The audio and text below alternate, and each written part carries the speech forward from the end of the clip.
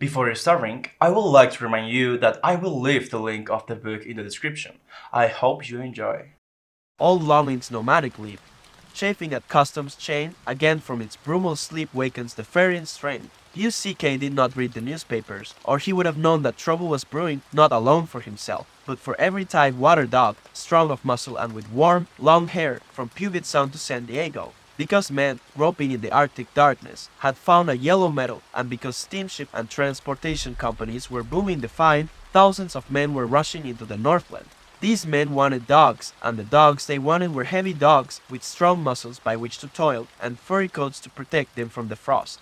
Buck lived at a big house in the sun-kissed Santa Clara Valley, Judge Miller's place, it was called. It stood back from the road, half hidden among the trees, through which glimpses could be caught of the wide, cool veranda that ran around its four sides. The house was approached by gravel driveways which wound about through wide spreading lawns and under the interlacing boughs of tall poplars. At the rear things were on even a more spacious scale than at the front.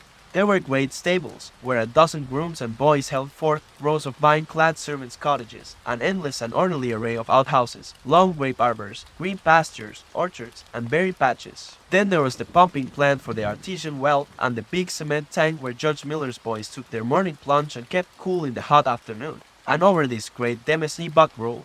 Here he was born, and here he had lived the 4 years of his life. It was true, there were other dogs. There could not but be other dogs on so vast a place, but they did not count.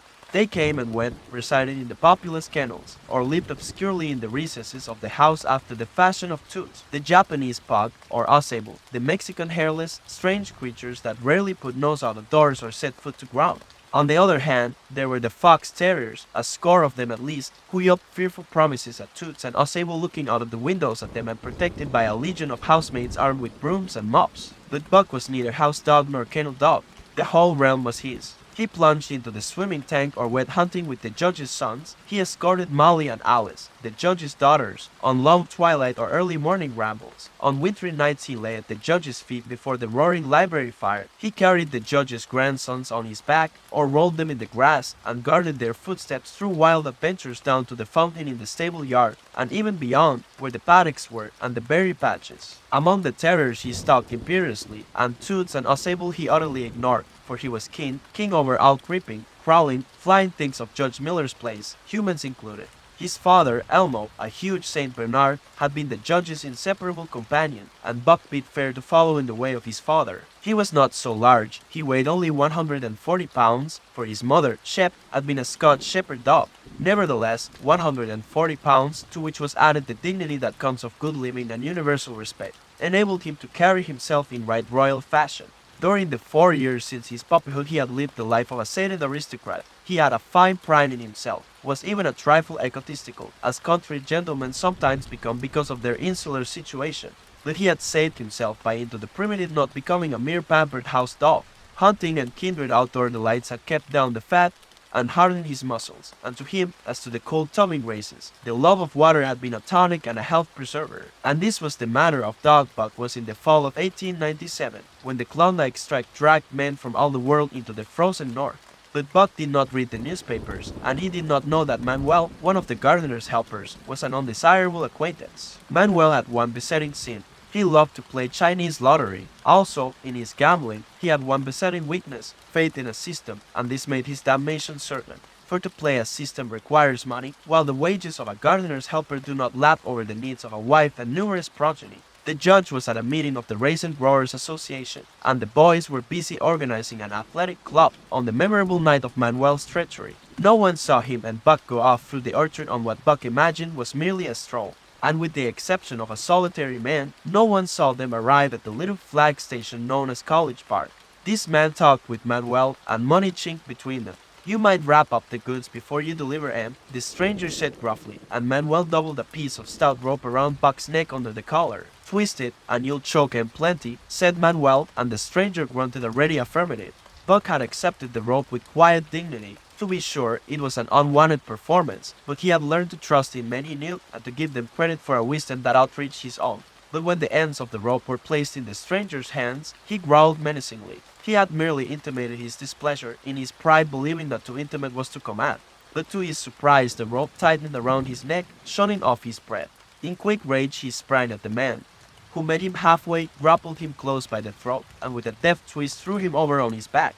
Then the rope tightened mercilessly, while Buck struggled in a fury, his tongue lolling out of his mouth and his great chest panting futilely. Never in all his life had he been so vilely treated, and never in all his life had he been so angry. But his strength ebbed, his eyes glazed, and he knew nothing when the train was flagged and the two men threw him into the baggage car. The next he knew, he was dimly aware that his tongue was hurting and that he was being jolted along in some kind of a conveyance. The hoarse shriek of a locomotive whistling a crossing told him where he was. He had traveled too often with the judge not to know the sensation of riding in a baggage car. He opened his eyes, and into them came the unbridled anger of a kidnapped king. The man sprang for his throat, but Buck was too quick for him. His jaws closed on the hand, nor did they relax till his senses were choked out of him once more. "Yep, as fits," the man said, hiding his mangled hand from the baggageman, who had been attracted by the sounds of struggle. "I'm taking him up for the bus to Frisco. A crack dog doctor there thinks that he can cure M." Concerning that night's ride, the man spoke most eloquently for himself. In a little shed back of a saloon on the San Francisco waterfront.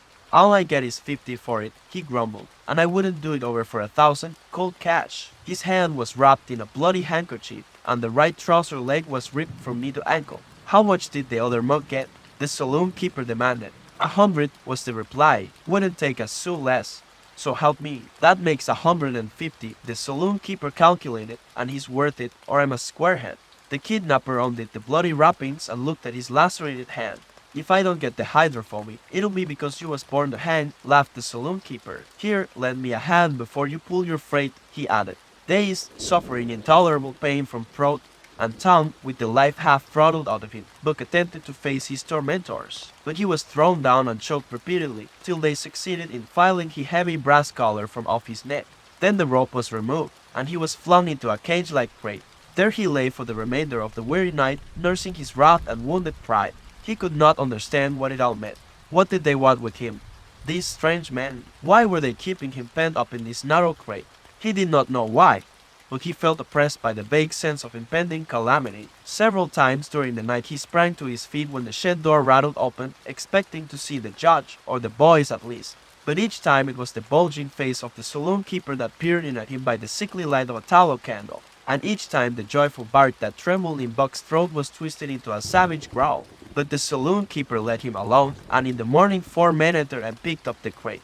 More tormentors, Buck decided, for they were evil-looking creatures, ragged and unkempt, and he stormed and raged at them through the bars. They only laughed and poked sticks at him, which he promptly assailed with his teeth till he realized that that was what they wanted. Whereupon he lay down sullenly and allowed the crate to be lifted into a wagon.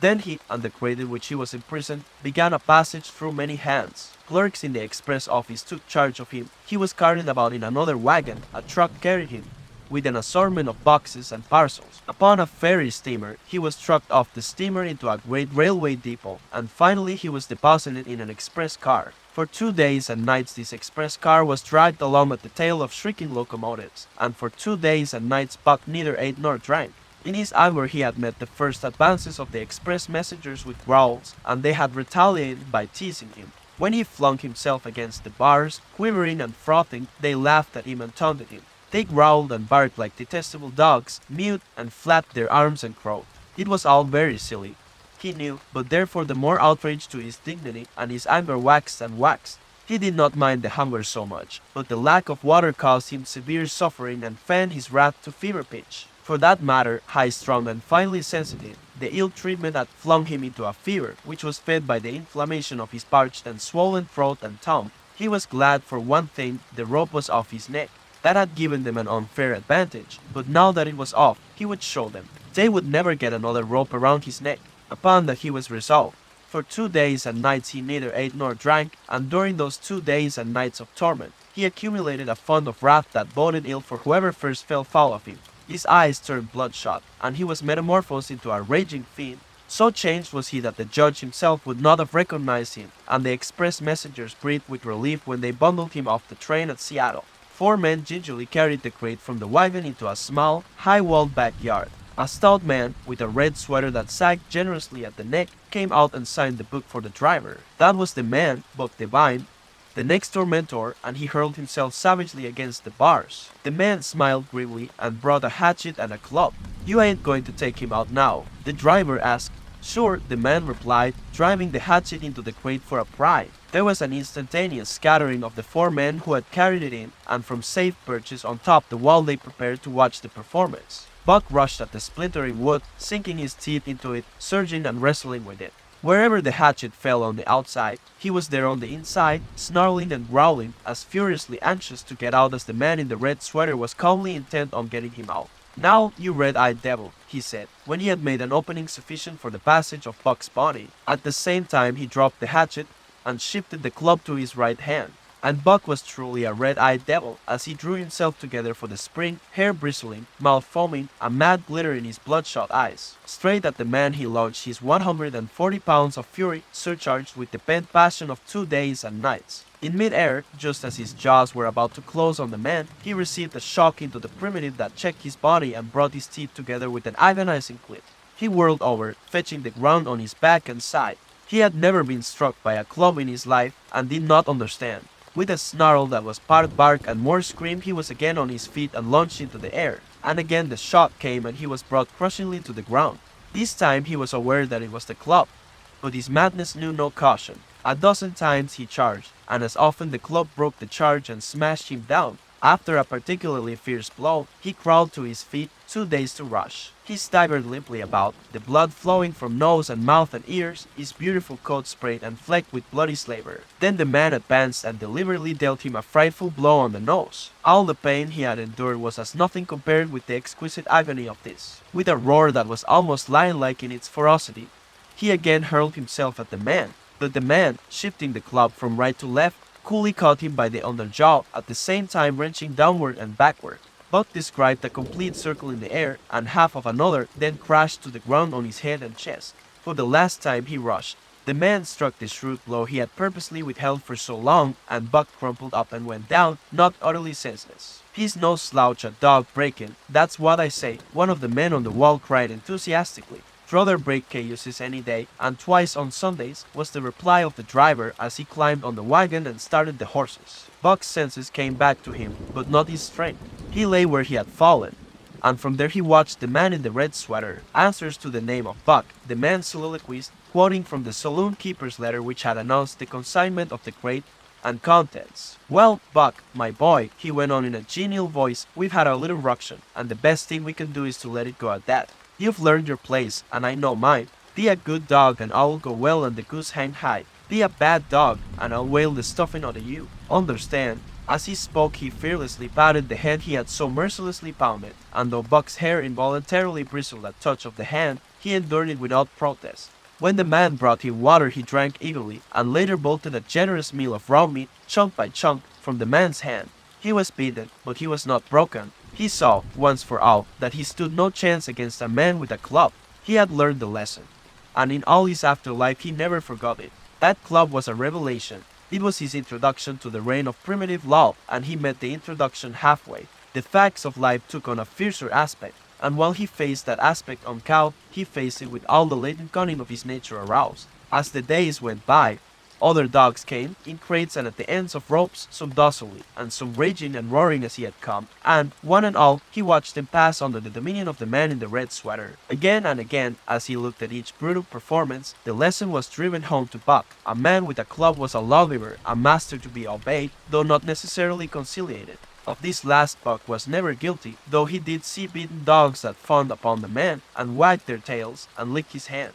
Also he saw one dog that would neither conciliate nor obey, finally killed in the struggle for mastery. Now and again men came, strangers, who talked excitedly, wheedlingly, and in all kinds of fashions to the man in the red sweater, and at such times that money passed between them the strangers took one or more of the dogs away with them. Buck wondered where they went, for they never came back, but the fear of the future was strong upon him, and he was glad each time when he was not selected. Yet his time came, in the end, in the form of a little wizened man who spat broken English and many strange and uncouth exclamations which Buck could not understand. "Sacredom," he cried when his eyes lit upon Buck. "That one damn bully dog. Aye, how much? 300. And a present at that," was the prompt reply of the man in the red sweater. "And seeing it's government money, you ain't got no kick coming, eh, Peril?" Into the primitive Peril grinned. Considering that the price of dogs had been boomed skyward by the unwanted demand, it was not an unfair sum for so fine an animal. The Canadian government would be no loser, nor would its dispatches travel the slower. Perrault knew dogs, and when he looked at Buck he knew that he was 1 in 1,000, 1 in 10,000. He commented mentally. Buck saw money pass between them, and was not surprised when Curly, a good-natured Newfoundland, and he were led away by the little wizened man. That was the last he saw of the man in the red sweater, and as Curly and he looked at receding Seattle from the deck of the Narwhal, it was the last he saw of the warm Southland. Curly and he were taken below by Perrault and turned over to a black-faced giant called Francois. Perrault was a French-Canadian and swarthy, but Francois was a French-Canadian half-breed and twice as swarthy. They were a new kind of men to Buck, and while he developed no affection for them, he nonetheless grew honestly to respect them. He speedily learned that Perrault and Francois were fair men, calm and impartial in administering justice, and too wise in the way of dogs to be fooled by dogs. In the twin decks of the Narwhal, Buck and Curly joined 2 other dogs. One of them was a big, snow-white fellow from Spitsbergen who had been brought away by a whaling captain, and who had later accompanied a geological survey into the Barrens. He was friendly, in a treacherous sort of way, smiling into one's face the while he meditated some underhand trick, as, for instance, when he stole from Buck's food at the first meal. As Buck sprang to punish him, the lash of Francois' whip sang through the air, reaching the culprit first, and nothing remained to Buck but to recover the bone. That was fair of Francois, he decided, and the half-breed began his rise in Buck's estimation.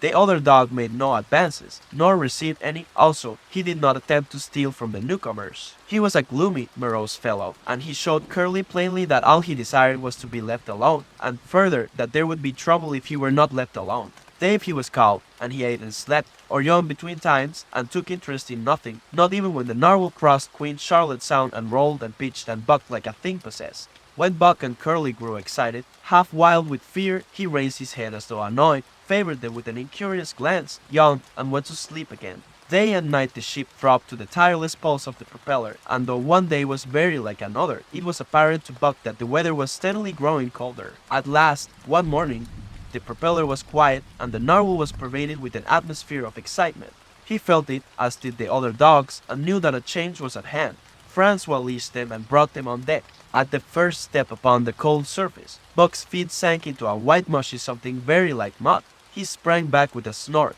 More of this white stuff was falling through the air. He shook himself, but more of it fell upon him. He sniffed it curiously, then licked some up on his tongue. It bit like fire, and the next instant was gone. This puzzled him. He tried it again, with the same result. The onlookers laughed uproariously, and he felt ashamed, he knew not why, for it was his first snow. UCK's first day on the Daya beach was like a nightmare. Every hour was filled with shock and surprise. He had been suddenly jerked from the heart of civilization and flung into the heart of things primordial. No lazy, sun-kissed life was this, with nothing to do but love and be bored. Here was neither peace, nor rest, nor a moment's safety. All was confusion and action, and every moment life and limb were in peril. There was imperative need to be constantly alert, for these dogs and men were not town dogs and men. They were savages, all of them, who knew no law but the law of club and fang. He had never seen dogs fight as these wolfish creatures fought, and his first experience taught him an unforgettable lesson.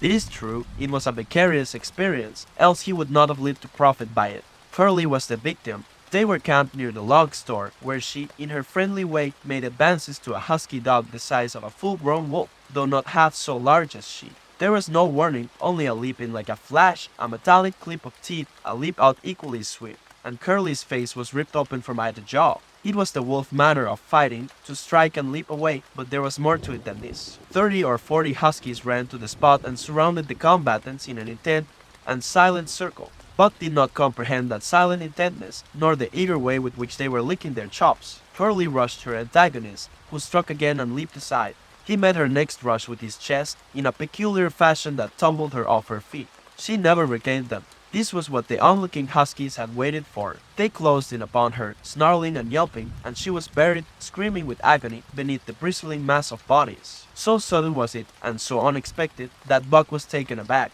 He saw Spitz run out his scarlet tongue in a way he had of laughing, and he saw Francois, swinging an axe, spring into the mess of dogs. 3 men with clubs were helping him to scatter them. It did not take long. 2 minutes from the time Curly went down, the last of her assailants were clubbed off.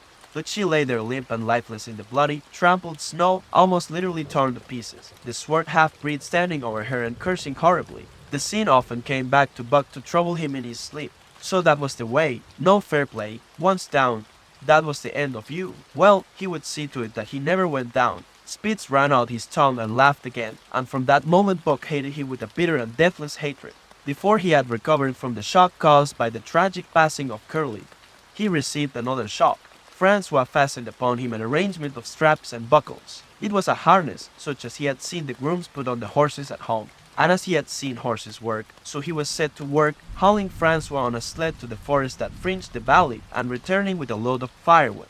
Though his dignity was sorely hurt by thus being made a draft animal, he was too wise to rebel. He buckled down with a will and did his best, though it was all new and strange. Francois was stern, demanding instant obedience, and by virtue of his whip receiving instant obedience, while Dave, who was an experienced wheeler, nipped Buck's hindquarters whenever he was in error. Spitz was the leader, likewise experienced, and while he could not always get at Buck, he growled sharp reproof now and again, or cunningly threw his weight in the traces to jerk Buck into the way he should go. Buck learned easily, and under the combined tuition of his two mates and Francois made remarkable progress. Ere they returned to camp, he knew enough to stop at Hull, to go ahead at Mush, to swing wide on the bends, and to keep clear of the wheeler when the loaded sled shot downhill at their heels. Thierry were good dogs, Francois told Perrault.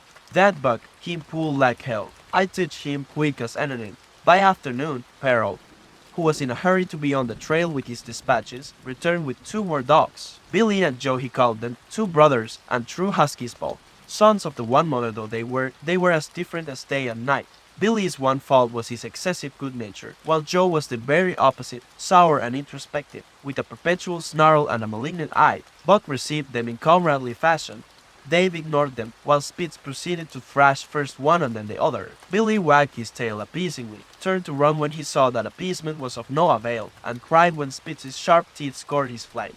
But no matter how Spitz circled, Joe whirled around on his heels to face him, mane bristling, ears laid back, lips writhing and snarling, jaws clipping together as fast as he could snap, and eyes diabolically gleaming, the incarnation of belligerent fear. So terrible was his appearance that Spitz was forced to forego disciplining him, but to cover his own discomfiture he turned upon the inoffensive, and wailing Billy and drove him to the confines of the camp. By evening Perrault secured another dog, an old husky, long and lean and gaunt, with a battle-scarred face and a single eye which flashed a warning of prowess that commanded respect.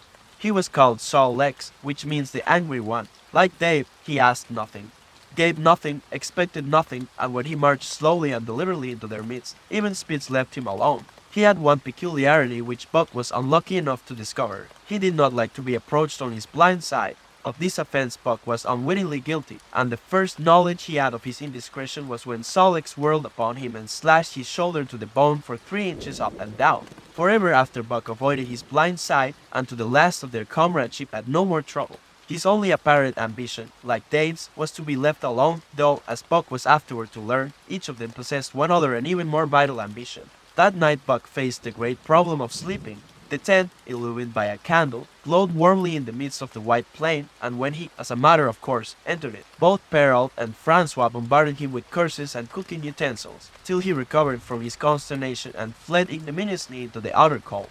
A chill wind was blowing that nipped him sharply and bit with especial venom into his wounded shoulder. He lay down on the snow and attempted to sleep, but the frost soon drove him shivering to his feet. Miserable and disconsolate, he wandered about among the many tents, only to find that one place was as cold as another. Here and there savage dogs rushed upon him, but he bristled his neck hair and snarled, and they let him go his way unmolested. Finally an idea came to him. He would return and see how his own teammates were making out. To his astonishment, they had disappeared. Again he wandered about through the great camp, looking for them, and again he returned. Were they in the tent? No, that could not be, else he would not have been driven out. Then where could they possibly be? With drooping tail and shivering body, very forlorn indeed, he aimlessly circled the tent. Suddenly the snow gave way beneath his 4 legs and he sank down. Something wriggled under his feet. He sprang back, bristling and snarling, fearful of the unseen and unknown. But a friendly little yelp reassured him, and he went back to investigate. A whiff of warm air ascended to his nostrils, and there, curled up under the snow in a snug ball, lay Billy. He whined placatingly, squirmed and wriggled to show his good will and intentions, and even ventured, as a bribe for peace, to lick Buck's face with his warm wet tongue. Another lesson. So that was the way they did it, eh? Buck confidently selected a spot, and with much fuss and waste effort proceeded to dig a hole for himself. In a trice the heat from his body filled the confined space. and he was asleep. The day had been long and arduous, and he slept soundly and comfortably, though he growled and barked and wrestled with bad dreams. Nor did he open his eyes till roused by the noises of the waking camp. At first he did not know where he was. It had snowed during the night and he was completely buried. The snow walls pressed him on every side, and a great surge of fear swept through him, the fear of the wild thing for the trap. It was a token that he was harking back through his own life to the lives of his forebears. For he was a civilized dog, an unduly civilized dog, and of his own experience knew no trap and so could not of himself fear it. The muscles of his whole body contracted spasmodically, and instinctively the hair on his neck and shoulders stood on end, and with a ferocious snarl he bounded straight up into the blinding day, the snow flying about him in a flashing cloud. Ere he landed on his feet, he saw the white camp spread out before him and knew where he was and remembered all that had passed from the time he went for a stroll with Manuel to the hole he had dug for himself the night before. A shout from Francois hailed his appearance. "What I say," the dog driver cried to Perrault. "That buck for sure learned quick as anything." Perrault nodded gravely. As courier for the Canadian government, bearing important dispatches, he was anxious to secure the best dogs, and he was particularly gladdened by the possession of Buck. 3 more huskies were added to the team inside an hour, making a total of 9, and before another quarter of an hour had passed they were in harness and swinging up the trail toward the diet cannon. Buck was glad to be gone, and though the work was hard he found he did not particularly despise it. He was surprised at the eagerness which animated the whole team and which was communicated to him, but still more surprising was the change wrought in Dave and Saul legs. They were new dogs, utterly transformed by the harness. All passiveness and unconcern had dropped from them. They were alert and active, anxious that the work should go well, and fiercely irritable with whatever, by delay or confusion, retarded that work. The toil of the traces seemed the supreme expression of their being, and all that they lived for, and the only thing in which they took delight. Dave was wheeler or sled dog, pulling in front of him was Buck, then came Saul Lex, the rest of the team was strung out ahead, single file, to the leader, which position was filled by Spitz. Buck had been purposely placed between Dave and Saul Lex so that he might receive instruction. Apt scholar that he was, they were equally apt teachers, never allowing him to linger long in error, and enforcing their teaching with their sharp teeth. Dave was fair and very wise. He never nipped Buck without cause, and he never failed to nip him when he stood in need of it. As Francois whipped back him up, Buck found it to be cheaper to mend his ways than to retaliate. Once, during a brief halt, when he got tangled in the traces and delayed the start, both Dave and Saul Lex flew at him and administered a sound trouncing. The resulting tangle was even worse, but Buck took good care to keep the traces clear thereafter, and ere the day was done, so well had he mastered his work, his mates about ceased nagging him. Francois' whip snapped less frequently, and Perrault even honored Buck by lifting up his feet and carefully examining them. It was a hard day's run, up the cannon, through sheep camp, past the scales and the timber line, across glaciers and snowdrifts hundreds of feet deep, and over the great Chilkoot Divide, which stands between the salt water and the fresh and guards forbiddingly the sad and lonely north. They made good time down the chain of lakes which fills the craters of extinct volcanoes, and late that night pulled into the huge camp at the head of Lake Bennett, where thousands of gold seekers were building boats against the breakup of the ice in the spring. Buck made his hole in the snow and slept the sleep of the exhausted just, but out too early was routed out in the cold darkness and harnessed with his mates to the sled.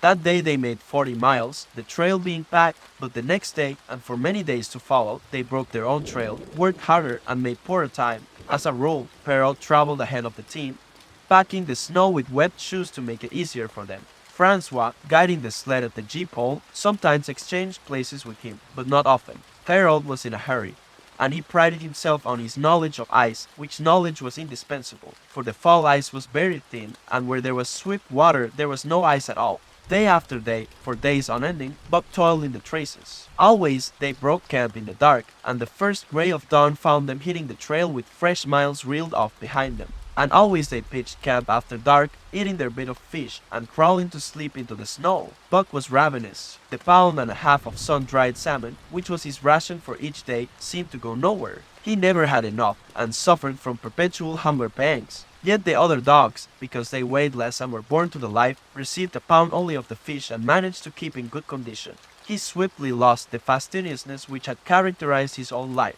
A dainty eater, he found that his mates, finishing first, robbed him of his unfinished ration. There was no defending it. While he was fighting off 2 or 3, it was disappearing down the throats of the others. To remedy this, he ate as fast as they, and, so greatly did hunger compel him, he was not above taking what did not belong to him. He watched and learned, When he saw Pike, one of the new dogs, a clever malingerer and thief, slyly steal a slice of bacon when Perrault's back was turned, he duplicated the performance the following day, getting away with the whole chunk. A great uproar was raised, but he was unsuspected, while Dub, an awkward blunderer who was always getting caught, was punished for Buck's misdeed. This first step marked Buck as fit to survive in the hostile Northland environment.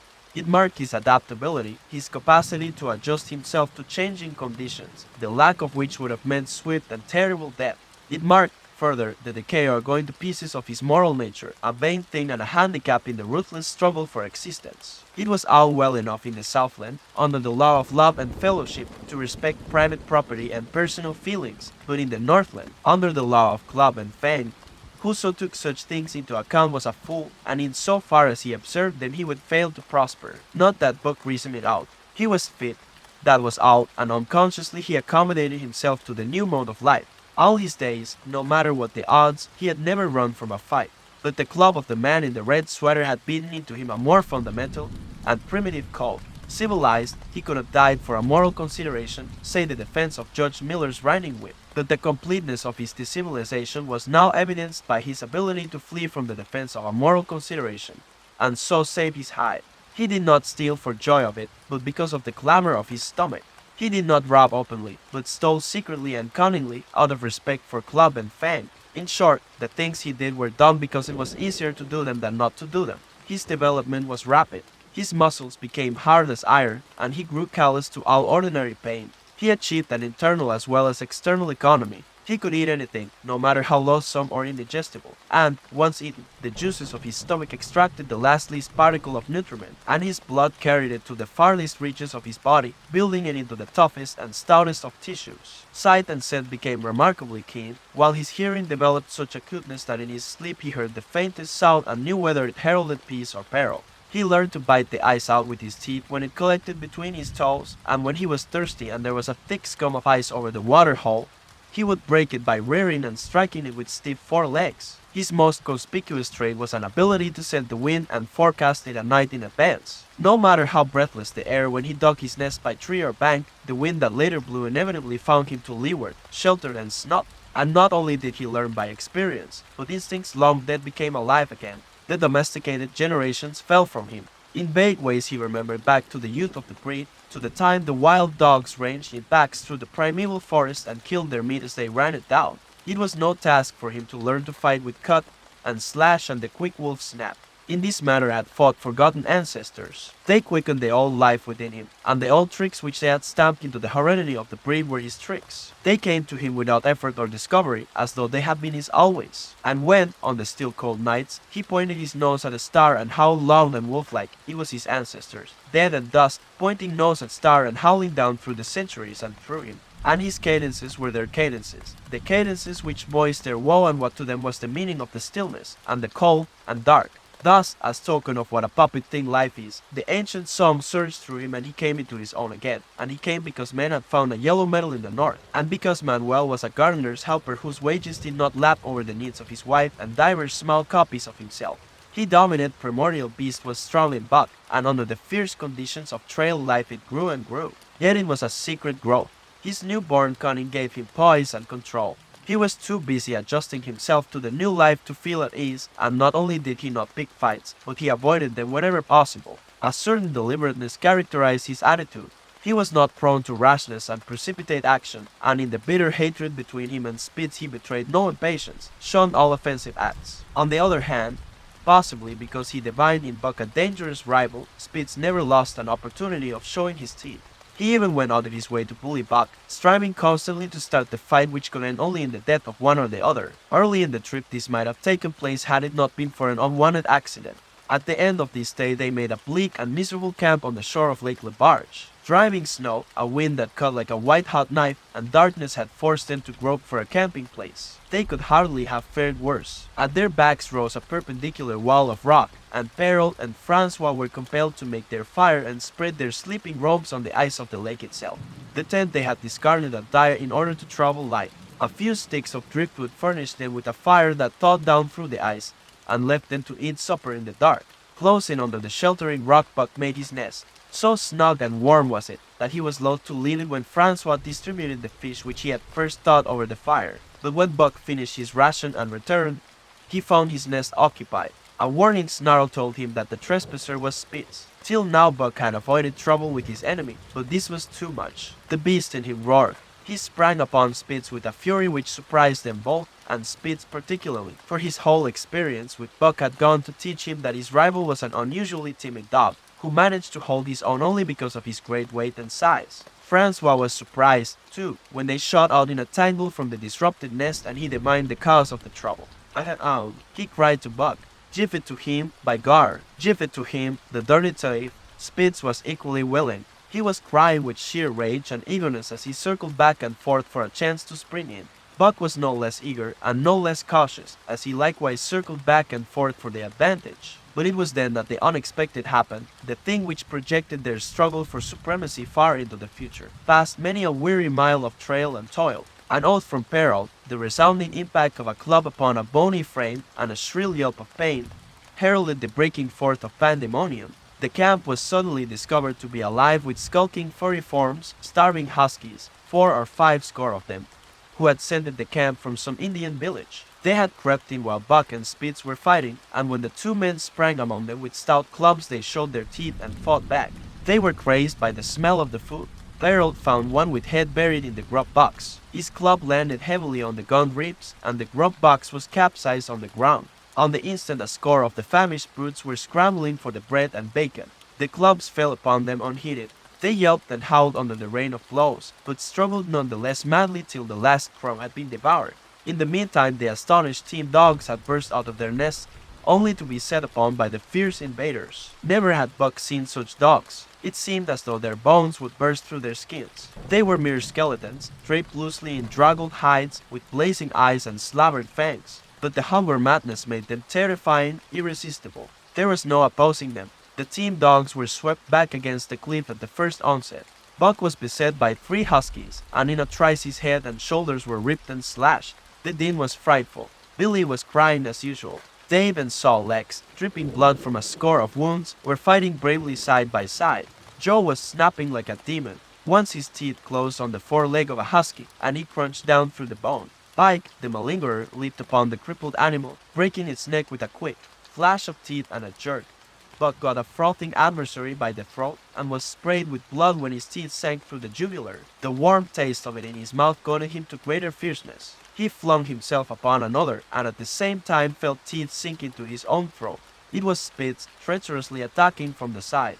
Harold and Francois, having cleaned out their part of the camp, hurried to save their sled dogs. The wild wave of famished beasts rolled back before them, and Buck shook himself free, but it was only for a moment. The 2 men were compelled to run back to save the grub, upon which the huskies returned to the attack on the team. Billy, terrified into bravery, sprang through the savage circle and fled away over the ice. Pike and Dub followed on his heels, with the rest of the team behind. As Buck drew himself together to spring after them, out of the tail of his eye he saw Spitz rush upon him with the evident intention of overthrowing him. Once off his feet and under that mass of huskies, there was no hope for him, but he braced himself to the shock of Spitz's charge, then joined the flight out on the lake. Later, the 9 team dogs gathered together and sought shelter in the forest. Though unpursued, they were in a sorry plight. There was not one who was not wounded in 4 or 5 places, while some were wounded grievously. Dub was badly injured in a hind leg. Dolly, the last husky added to the team at diet, had a badly torn throat. Joe had lost an eye, while Billy, the good-natured, with an ear chewed and rent to ribbons, cried and whimpered throughout the night. At daybreak they limped wearily back to camp, to find the marauders gone and the 2 men in bad tempers. Fully half their grub supply was gone. The huskies had chewed through the sled lashings and canvas coverings. In fact, nothing, no matter how remotely eatable, had escaped them. They had eaten a pair of Perrault's moose hide moccasins, chunks out of the leather traces, and even 2 feet of lash from the end of Francois' whip. He broke from a mournful contemplation of it to look over his wounded dogs. "Ah, my friends," he said softly, "maybe it make you mad dog, those many bites. Maybe I'll mad dog, sacredum. What you'd think, eh, Perrault?" The courier shook his head dubiously. With 400 miles of trail still between him, and Dawson. He could ill afford to have madness break out among his dogs. 2 hours of cursing and exertion got the harnesses into shape, and the wound-stiffened team was on their way, struggling painfully over the hardest part of the trail they had yet encountered, and for that matter, the hardest between them and Dawson. The 30-mile river was wide open. Its wild water defied the frost, and it was in the eddies only and in the quiet places that the ice held at all. 6 days of exhausting toil were required to cover those 30 terrible miles, and terrible they were, for every foot of them was accomplished at the risk of life to dog and man. A dozen times, Peril, nosing the way, broke through the ice bridges, being saved by the long pole he carried, which he so held that it fell each time across the hole made by his body. But a cold snap was on, the thermometer registering 50 below zero, and each time he broke through he was compelled for very life to build a fire and dry his garments. Nothing daunted him.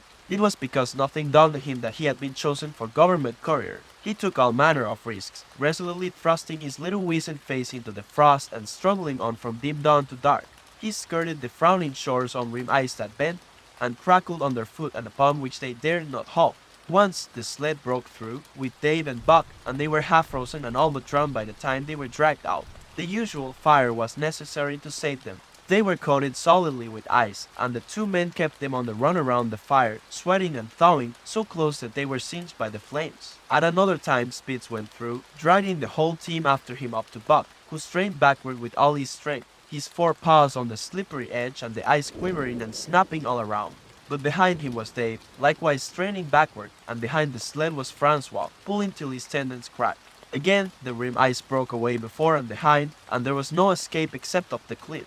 Berold scaled it by a miracle, while Francois prayed for just that miracle, and with every thong and sled lashing and the last bit of harness rope into a long rope, the dogs were hoisted, one by one, to the cliff crest. Francois came up last, after the sled and load. Then came the search for a place to descend, which descent was ultimately made by the aid of the rope, and night found them back on the river with a quarter of a mile to the day's credit. By the time they made the Hootalinqua and good ice, Buck was played out. The rest of the dogs were in like condition. But Peril, to make up lost time, pushed them late and early. The first day they covered 35 miles to the Big Salmon, the next day 35 more to the Little Salmon, the third day 40 miles, which brought them well up toward the 5 Fingers. Buck's feet were not so compact and hard as the feet of the Huskies. His had softened during the many generations since the day his last wild ancestor was tamed by a cave dweller or river man. All day long he lived in agony, and camp once made, lay down like a dead dog. Hungry as he was, he would not move to receive his ration of fish, which Francois had to bring to him. Also, the dog driver rubbed Buck's feet for half an hour each night after supper, and sacrificed the tops of his own moccasins to make 4 moccasins for Buck. This was a great relief, and Buck caused even the wizened face of Peril to twist itself into a grin one morning, when Francois forgot the moccasins and Buck lay on his back, his 4 feet waving appealingly in the air, and refused to budge without them. Later his feet grew hard to the trail, and the worn-out foot gear was thrown away. At the Pelly one morning, as they were harnessing up, Dolly, who had never been conspicuous for anything, went suddenly mad. She announced her condition by a long, heartbreaking wolf howl that set every dog bristling with fear, then sprang straight for Buck. He had never seen a dog go mad, nor did he have any reason to fear madness, yet he knew that here was horror, and fled away from it in a panic. Straight away he raced, with Dolly, panting and frothing, 1 leap behind, nor could she gain on it. So great was his terror, nor could he leave her, so great was her madness. He plunged through the wooded breast of the island, flew down to the lower end, crossed a back channel filled with rough ice to another island, gained a 3rd island, curved back to the main river, and in desperation started to cross it. And all the time, though he did not look, he could hear her snarling just 1 leap behind. Francois called to him a quarter of a mile away, and he doubled back, still 1 leap ahead, gasping painfully for air and putting all his faith in that Francois would save him. The dog driver held the axe poised in his hand, and as Buck shot past him the axe crashed down upon Mad Dolly's head. Buck staggered over against the sled, exhausted, sobbing for breath, helpless. This was Spitz's opportunity. He sprang upon Buck, and twice his teeth sank into his unresisting foe and ripped and tore the flesh to the bone. Then Francois' lash descended, and Buck had the satisfaction of watching Spitz receive the worst whipping as yet administered to any of the team. "One devil, that Spitz," remarked Peril. "Some damn day him kill that Buck." "That Buck 2 devils," was Francois' rejoinder. "All the time I watch that Buck I know for sure. Listen, so damn fine they him get mad like hell and then him chew that Spitz all up and spit him out on the snow. Sure, I know." From then on it was war between them. Spitz, as lead dog and acknowledged master of the team, felt his supremacy threatened by this strange Southland dog. And strange Buck was to him, for of the many Southland dogs he had known, not one had shown up worthily in camp and on trail. They were all too soft, dying under the toil, the frost, and starvation. Buck was the exception. He alone endured and prospered, matching the husky in strength, savagery, and cunning. Then he was a masterful dog, and what made him dangerous was the fact that the club of the man in the red sweater had knocked all blind pluck and rashness out of his desire for mastery. He was preeminently cunning, and could bide his time with a patience that was nothing less than primitive. It was inevitable that the clash for leadership should come. Buck wanted it. He wanted it because it was his nature, because he had been gripped tight by that nameless, incomprehensible pride of the trail and trace. That pride which holds dogs in the toil to the last gasp, which lures them to die joyfully in the harness, and breaks their hearts if they are cut out of the harness. This was the pride of Dave as wheel dog, of Saul Lex as he pulled with all his strength, the pride that laid hold of them at break of camp, transforming them from sour and sullen brutes into straining, eager, ambitious creatures, the pride that spurred them on all day and dropped them at pitch of camp at night, letting them fall back into gloomy unrest and uncontent. This was the pride that bore up Spitz and made him thrash the sled dogs who blundered and shirked in the traces or hid away at harness up time in the morning. Likewise, it was this pride that made him fear Buck as a possible lead dog. And this was Buck's pride, too. He openly threatened the other's leadership. He came between him and the shirks he should have punished, and he did it deliberately. One night there was a heavy snowfall, and in the morning Pike, the malingerer, did not appear. He was securely hidden in his nest under a foot of snow. Francois called him and sought him in vain. Spitz was wild with wrath. He raged through the camp, smelling and digging in every likely place, snarling so frightfully that Pike heard and shivered in his hiding place. But when he was at last unearthed, and Spitz flew at him to punish him, Buck flew with equal rage in between. So unexpected was it, and so shrewdly managed, that Spitz was hurled backward and off his feet. Pike, who had been trembling abjectly, took heart at this open mutiny and sprang upon his overthrown leader. Buck, to whom fair play was a forgotten code, likewise sprang upon Spitz. But Francois, chuckling at the incident while unswerving in the administration of justice, brought his lash down upon Buck with all his might. This failed to drive Buck from his prostrate rival, and the butt of the whip was brought into play. Half stunned by the blow, Buck was knocked backward and the lash laid upon him again and again, while Spitz soundly punished the many times offending Pike. In the days that followed, as Dawson grew closer and closer, Buck still continued to interfere between Spitz and the culprits, but he did it craftily. When Francois was not around, with the covert mutiny of Buck, a general insubordination sprang up and increased. Dave and Saul Lex were unaffected, but the rest of the team went from bad to worse. Things no longer went right. There was continual bickering and jangling. Trouble was always afoot, and at the bottom of it was Buck. He kept Francois busy, for the dog driver was in constant apprehension of the life and death struggle between the two, which he knew must take place sooner or later. And on more than one night the sounds of quarreling and strife among the other dogs turned him out of his sleeping robe, fearful that Buck and Spitz were at it. But the opportunity did not present itself, and they pulled into Dawson one dreary afternoon with the great fight still to come. Here were many men, and countless dogs, and Buck found them all at work. It seemed the ordained order of things that dogs should work. All day they swung up and down the main street in long teams, and in the night their jingling bells still went by. They hauled cabin logs and firewood, freighted up to the mines, and did all manner of work that horses did in the Santa Clara Valley. Here and there Buck met Southland dogs, but in the main they were the wild wolf husky breed. Every night, regularly, at 9, at 12, at 3, they lifted a nocturnal song, a weird and eerie chant, in which it was Buck's delight to join. With the aurora borealis flaming coldly overhead, or the stars leaping in the frost dance, and the land numb and frozen under its pall of snow, this song of the huskies might have been the defiance of life. Only it was pitched in minor key, with long-drawn wailings and half-sobs, and was more the pleading of life, the articulate travail of existence. It was an old song, old as the breed itself, one of the first songs of the younger world in a day when songs were sad. It was invested with the woe of unnumbered generations, this plaint by which Buck was so strangely stirred. When he moaned and sobbed, it was with the pain of living that was of all the pain of his wild fathers, and the fear and mystery of the cold and dark that was to them fear and mystery. And that he should be stirred by it marked the completeness with which he harked back through the ages of fire and roof to the raw beginnings of life in the howling ages. 7 days from the time they pulled into Dawson, they dropped down the steep bank by the barracks to the Yukon trail and pulled for Dia and salt water. Tyrrell was carrying dispatches, if anything more urgent than those he had brought in. Also, the travel pride had gripped him, and he purposed to make the record trip of the year. Several things favored him in this. The week's rest had recuperated the dogs and put them in thorough trim. The trail they had broken into the country was packed hard by later journeyers. And further, the police had arranged in 2 or 3 places deposits of grub for dog and man, and he was traveling light. They made 60 Mile, which is a 50-mile run, on the first day, and the second day saw them booming up the Yukon well on their way to Pelly. But such splendid running was achieved not without great trouble and vexation on the part of Francois. The insidious revolt led by Buck had destroyed the solidarity of the team. It no longer was as one dog leaping in the traces. The encouragement Buck gave the rebels led them into all kinds of petty misdemeanors. No more was Spitz a leader greatly to be feared. They all outdeparted, and they grew equal to challenging his authority. Pike robbed him of half a fish one night and gulped it down under the protection of Buck. Another night Dub and Joe fought Spitz and made him forgo the punishment they deserved.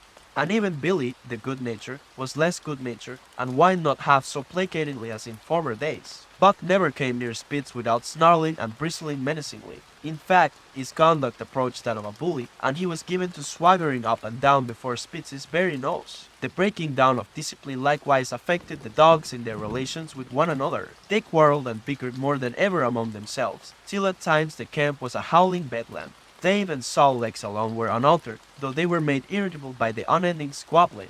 Francois swore strange barbarous oaths, and stamped the snow in futile rage, and tore his hair. His lash was always singing among the dogs, but it was of small avail. Directly his back was turned they were at it again. He backed up Spitz with his whip, while Buck backed up the remainder of the team. Francois knew he was behind all the trouble, and Buck knew he knew, but Buck was too clever ever again to be caught red-handed. He worked faithfully in the harness, for the toil had become a delight to him, yet it was a greater delight slyly to precipitate a fight amongst his mates and tangle the traces. At the mouth of the Talkeetna, one night after supper, Dub turned up a snowshoe rabbit, blundered it, and missed. In a second the whole team was in full cry. 100 yards away was a camp of the Northwest Police, with 50 dogs, huskies all, who joined the chase. The rabbit sped down the river, turned off into a small creek, up the frozen bed of which it held steadily. It ran lightly on the surface of the snow, while the dogs plowed through by main straight. Buck led the pack, 60 strong, around bend after bend, but he could not gain. He lay down low to the race, whining eagerly, his splendid body flashing forward, leap by leap, in the wine-white moonlight. And leap by leap, like some pale frost ray, the snowshoe rabbit flashed on ahead. All that stirring of old instincts which at stated periods drives men out from the sounding cities to forest, and plain to kill things by chemically propelled leaden pellets. The bloodlust, the joy to kill, all this was Buck's, only it was infinitely more intimate. He was ranging at the head of the pack, running the wild thing down, the living meat, to kill with his own teeth and wash his muscle to the eyes in warm blood. There is an ecstasy that marks the summit of life, and beyond which life cannot rise. And such is the paradox of living. This ecstasy comes when one is most alive, and it comes as a complete forgetfulness that one is alive. This ecstasy, this forgetfulness of living, comes to the artist, caught up and knotted himself in a sheet of flame. It comes to the soldier, war mad on a stricken field and refusing quarter. And it came to Buck, leading the pack, sounding the old wolf cry, straining after the food that was alive and that fled swiftly before him through the moonlight. He was sounding the deeps of his nature, and of the parts of his nature that were deeper than him, going back into the womb of time. He was mastered by the sheer surging of life, the tidal wave of being, the perfect joy of each separate muscle, joint, and sinew, in that it was everything that was not dead. And it was aglow and rampant, expressing itself in movement, flying exultantly under the stars and over the face of dead matter that did not move. But Spitz, cold and calculating even in his supreme moods, left the pack and cut across a narrow neck of land where the creek made a long bend around. Buck did not know of this, and as he rounded the bend, the frost wraith of a rabbit still flitting before him, he saw another and larger frost wraith leap from the overhanging bank into the immediate path of the rabbit. It was Spitz. The rabbit could not turn, and as the white teeth broke its back in mid-air it shrieked as loudly as a stricken man may shriek. At sound of this, the cry of life plunging down from life's apex in the grip of death, the full pack at Buck's heels raised a hell's chorus of delight. Buck did not cry out. He did not check himself, but drove in upon Spitz, shoulder to shoulder, so hard that he missed the throat. They rolled over and over in the powdery snow. Spitz gained his feet almost as though he had not been overthrown, slashing Buck down the shoulder and leaping clear. Twice his teeth clipped together like the steel jaws of a trap as he backed away for better footing, with lean and lifting lips that writhed and snarled.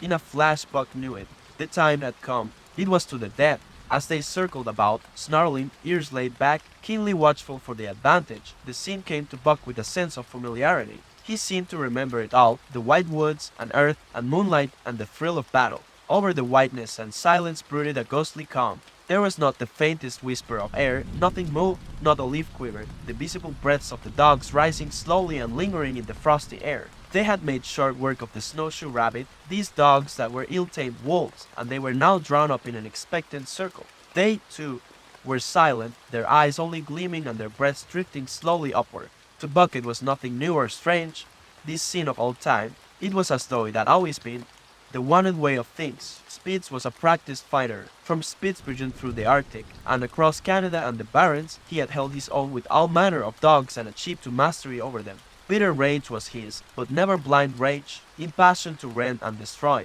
He never forgot that his enemy was in like passion to rend and destroy. He never rushed till he was prepared to receive a rush, never attacked till he had first defended that attack. In vain Buck strove to sink his teeth in the neck of the big white dog. Wherever his fangs struck for the softer flesh, they were countered by the fangs of Spitz. Fang clashed fang, and lips were cut and bleeding, but Buck could not penetrate his enemy's guard. Then he warmed up and enveloped Spitz in a whirlwind of rushes. Time and time again he tried for the snow-white throat, where life bubbled near to the surface, and each time and every time Spitz slashed him and got away. Then Buck took to rushing, as though for the throat, when, suddenly drawing back his head and curving in from the side, he would drive his shoulder at the shoulder of Spitz, as a ram by which to overthrow him. But instead, Buck's shoulder was slashed down each time as Spitz leaped lightly away. Spitz was untouched, while Buck was streaming with blood and panting hard. The fight was growing desperate, and all the while the silent and wolfish circle waited to finish off whichever dog went down. As Buck grew winded, Spitz took to rushing, and he kept him staggering for footing. Once Buck went over, and the whole circle of 60 dogs started up, but he recovered himself, almost in midair, and the circle sank down again and waited. But Buck possessed a quality that made for greatness, imagination. He fought by instinct, but he could fight by head as well. He rushed, as though attempting the old shoulder trick, but at the last instant swept low to the snow and in. His teeth closed on Spitz's left foreleg. There was a crunch of breaking bone, and the white dog faced him on 3 legs. Thrice he tried to knock him over, then repeated the trick and broke the right foreleg. Despite the pain and helplessness, Spitz struggled madly to keep up.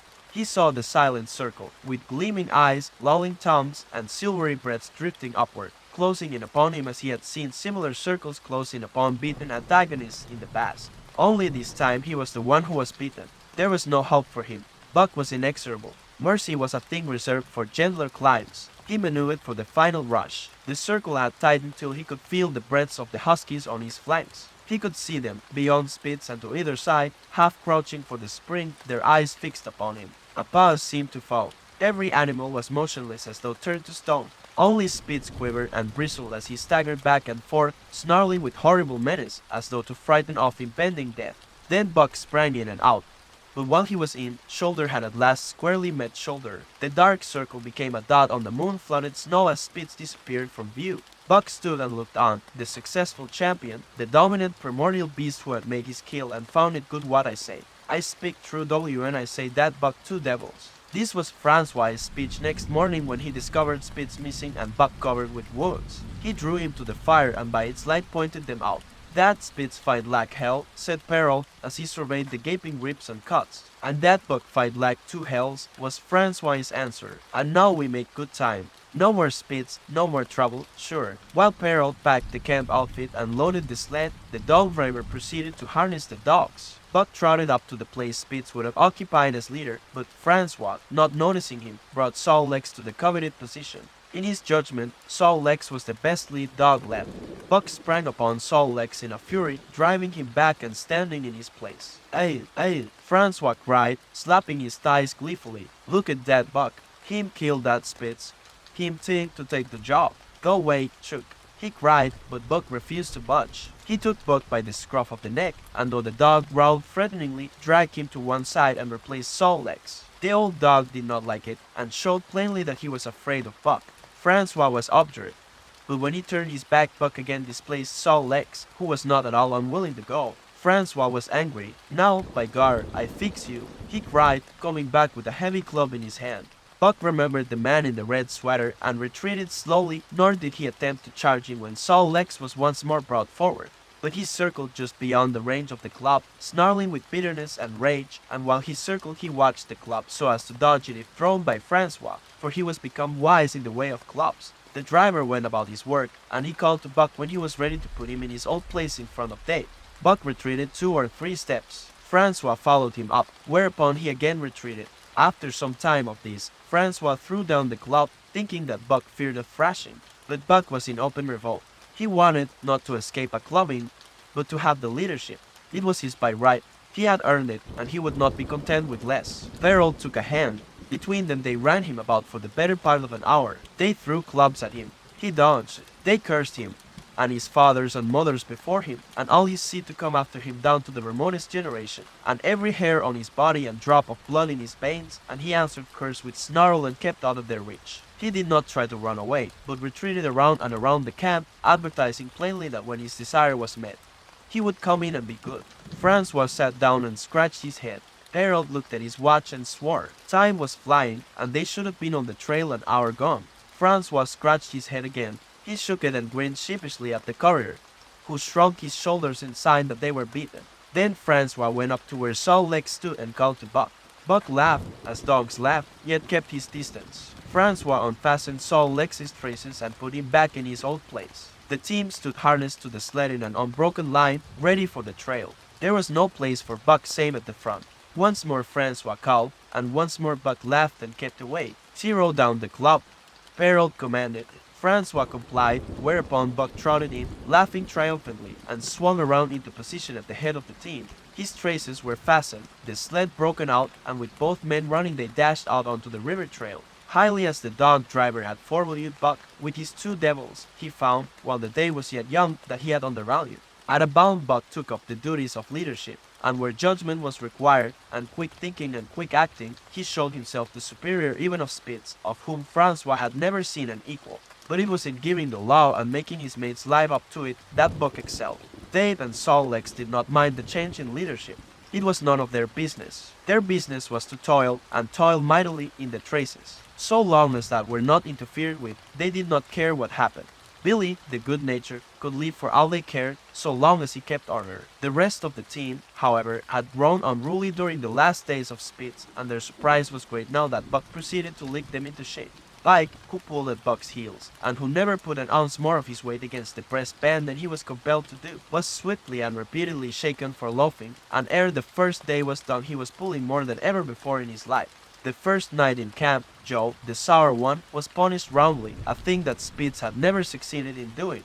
Buck simply smothered him by virtue of superior weight, and cut him up till he ceased snapping and began to whine for mercy. The general tone of the team picked up immediately. It recovered its old-time solidarity, and once more the dogs leaped as one dog in the traces. At the rink rapids 2 native huskies, Teague and Kuna, were added, and the celerity with which Buck broke them in took away Francois' breath. Never such a dog as that Buck, he cried. No, never. Him worth $1,000, by guard. Hey, what you say, Harold? And Harold nodded. He was ahead of the record then, and gaining day by day. The trail was in excellent condition, well packed and hard, and there was no new fallen snow with which to contend. It was not too cold. The temperature dropped to 50 below zero and remained there the whole trip. The men rode and ran by turns, and the dogs were kept on the jump with but infrequent stoppages. The 30-mile river was comparatively coated with ice, and they covered in one day going out what had taken them 10 days coming in. In one run they made a 60-mile dash from the foot of Lake LeBarge to the White Horse Rapids. Across Marsh, Tagish, and Bennett, they flew so fast that the man whose turn it was to run towed behind the sled at the end of a rope. And on the last night of the second week they topped White Pass and dropped down the sea slope with the lights of Skagway and of the shipping at their feet. It was a record run. Each day for 14 days they had averaged 40 miles. For 3 days Harold and Francois threw chests up and down the main street of Skagway, and were deluged with invitations to drink, while the team was the constant center of a worshipful crowd of dog-busters and mushers. Then 3 or 4 western bad men aspired to clean out the town, were riddled like pepper boxes for their pains, and public interest turned to other idols. Next came official orders. Francois called Buck to him, threw his arms around him, wept over him, and that was the last of Francois and Perrault. Like other men, they passed out of Buck's life for good. A Scotch half-breed took charge of him and his mates, and in company with a dozen other dog teams he started back over the weary trail to Dawson. It was no light running now, nor record time, but heavy toil each day, with a heavy load behind, for this was the mail train, carrying word from the world to the men who sought gold under the shadow of the pole. Buck did not like it, but he bore up well to the work, taking pride in it after the manner of Dave and Saul Lex, and seeing that his mates, whether they prided in it or not, did their fair share. It was a monotonous life, operating with machine-like regularity. One day was very like another. At a certain time each morning the cooks turned out, fires were built, and breakfast was eaten. Then, while some broke camp, others harnessed the dogs, and they were on their way an hour or so before the darkness fell which gave warning of dawn. At night, camp was made. Some pitched the flies, others cut firewood and pine boughs for the beds, and still others carried water or ice for the cooks. Also, the dogs were fed. To them, this was the one feature of the day, though it was good to loaf around after the fish was eaten, for an hour or so with the other dogs, of which there were 50 and odd. There were fierce fighters among them, but 3 battles with the fiercest brought Buck to mastery, so that when he bristled and showed his teeth, they got out of his way. Best of all, perhaps, he loved to lie near the fire, hind legs crouched under him, 4 legs stretched out in front, head raised, and eyes blinking dreamily at the flames. Sometimes he thought of Judge Miller's big house in the sun-kissed Santa Clara Valley, and of the cement swimming tank and Ausable, the Mexican hairless, and Toots, the Japanese pug, but oftener he remembered the man in the red sweater, the death of Curly, the great fight with Spitz, and the good things he had eaten or would like to eat. He was not homesick. The Sunland was very dim and distant, and such memories had no power over him. Far more potent were the memories of his heredity that gave things he had never seen before a seeming familiarity, the instincts which had lapsed in later days, and still later in him quickened and became alive again. Sometimes as he crouched there, blinking dreamily at the flames, it seemed that the flames were of another fire, and that as he crouched by this other fire he saw another and different man from the half-breed cook before him. This other man was shorter of leg and longer of arm, with muscles that were stringy and knotty rather than rounded and swelling. The hair of this man was long and matted, and his head slanted back under it from the eyes. He uttered strange sounds, and seemed very much afraid of the darkness, into which he peered continually, clutching in his hand, which hung midway between knee and foot, a stick with a heavy stone made fast to the end. He was all but naked, a ragged and fire-scorched skin hanging part way down his back, but on his body there was much hair. In some places, across the chest and shoulders and down the outside of the arms and thighs, it was matted into almost a thick fur. He did not stand erect, but with trunk inclined forward from the hips, on legs that bent at the knees. About his body there was a peculiar springiness, or resiliency, almost cat-like, and a quick alertness as of one who lived in perpetual fear of things seen and unseen. At other times this hairy man squatted by the fire with head between his legs and slept. On such occasions his elbows were on his knees, his hands clasped above his head as though to shed rain by the hairy arms. And beyond that fire, in the circling darkness, Buck could see many gleaming coals, 2 by 2, always 2 by 2, which he knew to be the eyes of great beasts of prey, and he could hear the crashing of their bodies through the undergrowth, and the noises they made in the night. And dreaming there by the Yukon bank, with lazy eyes blinking at the fire, these sounds and sights of another world would make the hair to rise along his back and stand on end across his shoulders and up his neck, till he whimpered low and suppressedly, or growled softly, and the half-breed cook shouted at him, "Hey, you Buck, wake up!" Whereupon the other world would vanish, and the real world come into his eyes, and he would get up and yawn and stretch as though he had been asleep. It was a hard trip, with the mail behind them, and the heavy work wore them down. They were short of weight and in poor condition when they made Dawson, and should have had a 10 days or a week's rest at least. But in 2 days' time they dropped down the Yukon bank from the barracks, loaded with letters for the outside. The dogs were tired, the drivers grumbling, and to make matters worse, it snowed every day. This meant a soft trail, greater friction on the runners, and heavier pulling for the dogs, yet the drivers were fair through it all, and did their best for the animals. Each night the dogs were attended to first. They ate before the drivers ate, and no man sought his sleeping robe till he had seen to the feet of the dogs he drove. Still, their strength went down. Since the beginning of the winter they had traveled 1,800 miles, riding sleds the whole weary distance, and 1,800 miles would tell upon life of the toughest. Buck stood it, keeping his mates up to their work and maintaining discipline, though he too was very tired. Billy cried and whimpered regularly in his sleep each night. Joe was sourer than ever, and Saul Lex was unapproachable, blind side or other side. But it was Dave who suffered most of all. Something had gone wrong with him. He became more morose and irritable, and when camp was pitched at once made his nest, where his driver fed him, once out of the harness and down. He did not get on his feet again till harness up time in the morning. Sometimes, in the traces, when jerked by a sudden stoppage of the sled or by straining to start it, he would cry out with pain. The driver examined him, but could find nothing. All the drivers became interested in his case. They talked it over at mealtime and over their last pipes before going to bed, and one night they held a consultation. He was brought from his nest to the fire and was pressed and prodded till he cried out many times. Something was wrong inside, but they could locate no broken bones, could not make it out. By the time Cassiar Bar was reached, he was so weak that he was falling repeatedly in the traces. The Scotch half-breed called a halt and took him out of the team, making the next dog, Saw Legs, fast to the sled. His intention was to rest Dave, letting him run free behind the sled. Sick as he was, Dave resented being taken out, grunting and growling while the traces were unfastened, and whimpering broken-heartedly when he saw Saw Legs in the position he had held and served so long. For the pride of trace and trail was his, and, sick unto death, he could not bear that another dog should do his work. When the sled started, he floundered in the soft snow alongside the beaten trail, attacking Saw Legs with his teeth, rushing against him and trying to thrust him off into the soft snow on the other side, striving to leap inside his traces and get between him and the sled, and all the while whining and yelping and crying with grief and pain. The half-breed tried to drive him away with the whip, but he paid no heed to the stinging lash, and the man had not the heart to strike harder. Dave refused to run quietly on the trail behind the sled, where the going was easy, but continued to flounder alongside in the soft snow, where the going was most difficult, till exhausted. Then he fell, and lay where he fell, howling lugubriously as the long train of sleds surged by. With the last remnant of his strength, he managed to stagger along behind till the train made another stop, when he floundered past the sleds to his own, where he stood alongside Saw Legs. His driver lingered a moment to get a light for his pipe from the man behind.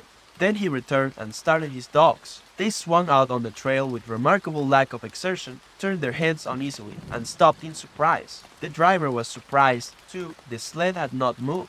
He called his comrades to witness the sight. Dave had bitten through both of Saw Legs' traces, and was standing directly in front of the sled in his proper place. He pleaded with his eyes to remain there. The driver was perplexed. His comrades talked of how a dog could break its heart through being denied the work that killed it, and recalled instances they had known where dogs, too old for the toil, or injured, had died because they were cut out of the traces. Also, they held it a mercy, since Dave was to die anyway, that he should die in the traces, heart easy and content. So he was harnessed in again, and proudly he pulled us of all, though more than once he cried out involuntarily from the bite of his inward hurt. Several times he fell down and was dragged in the traces, and once the sled ran upon him so that he limped thereafter in one of his hind legs. But he held out till camp was reached, when his driver made a place for him by the fire. Morning found him too weak to travel. At harness-up time, he tried to crawl to his driver. By convulsive efforts he got on his feet, staggered, and fell. Then he wormed his way forward slowly toward where the harnesses were being put on his mates. He would advance his 4 legs and drag up his body with a sort of hitching movement, when he would advance his 4 legs and hitch ahead again for a few more inches. His strength left him, and the last his mates saw of him he lay gasping in the snow and yearning toward them. But they could hear him mournfully howling till they passed out of sight behind a belt of river timber. Here the train was halted.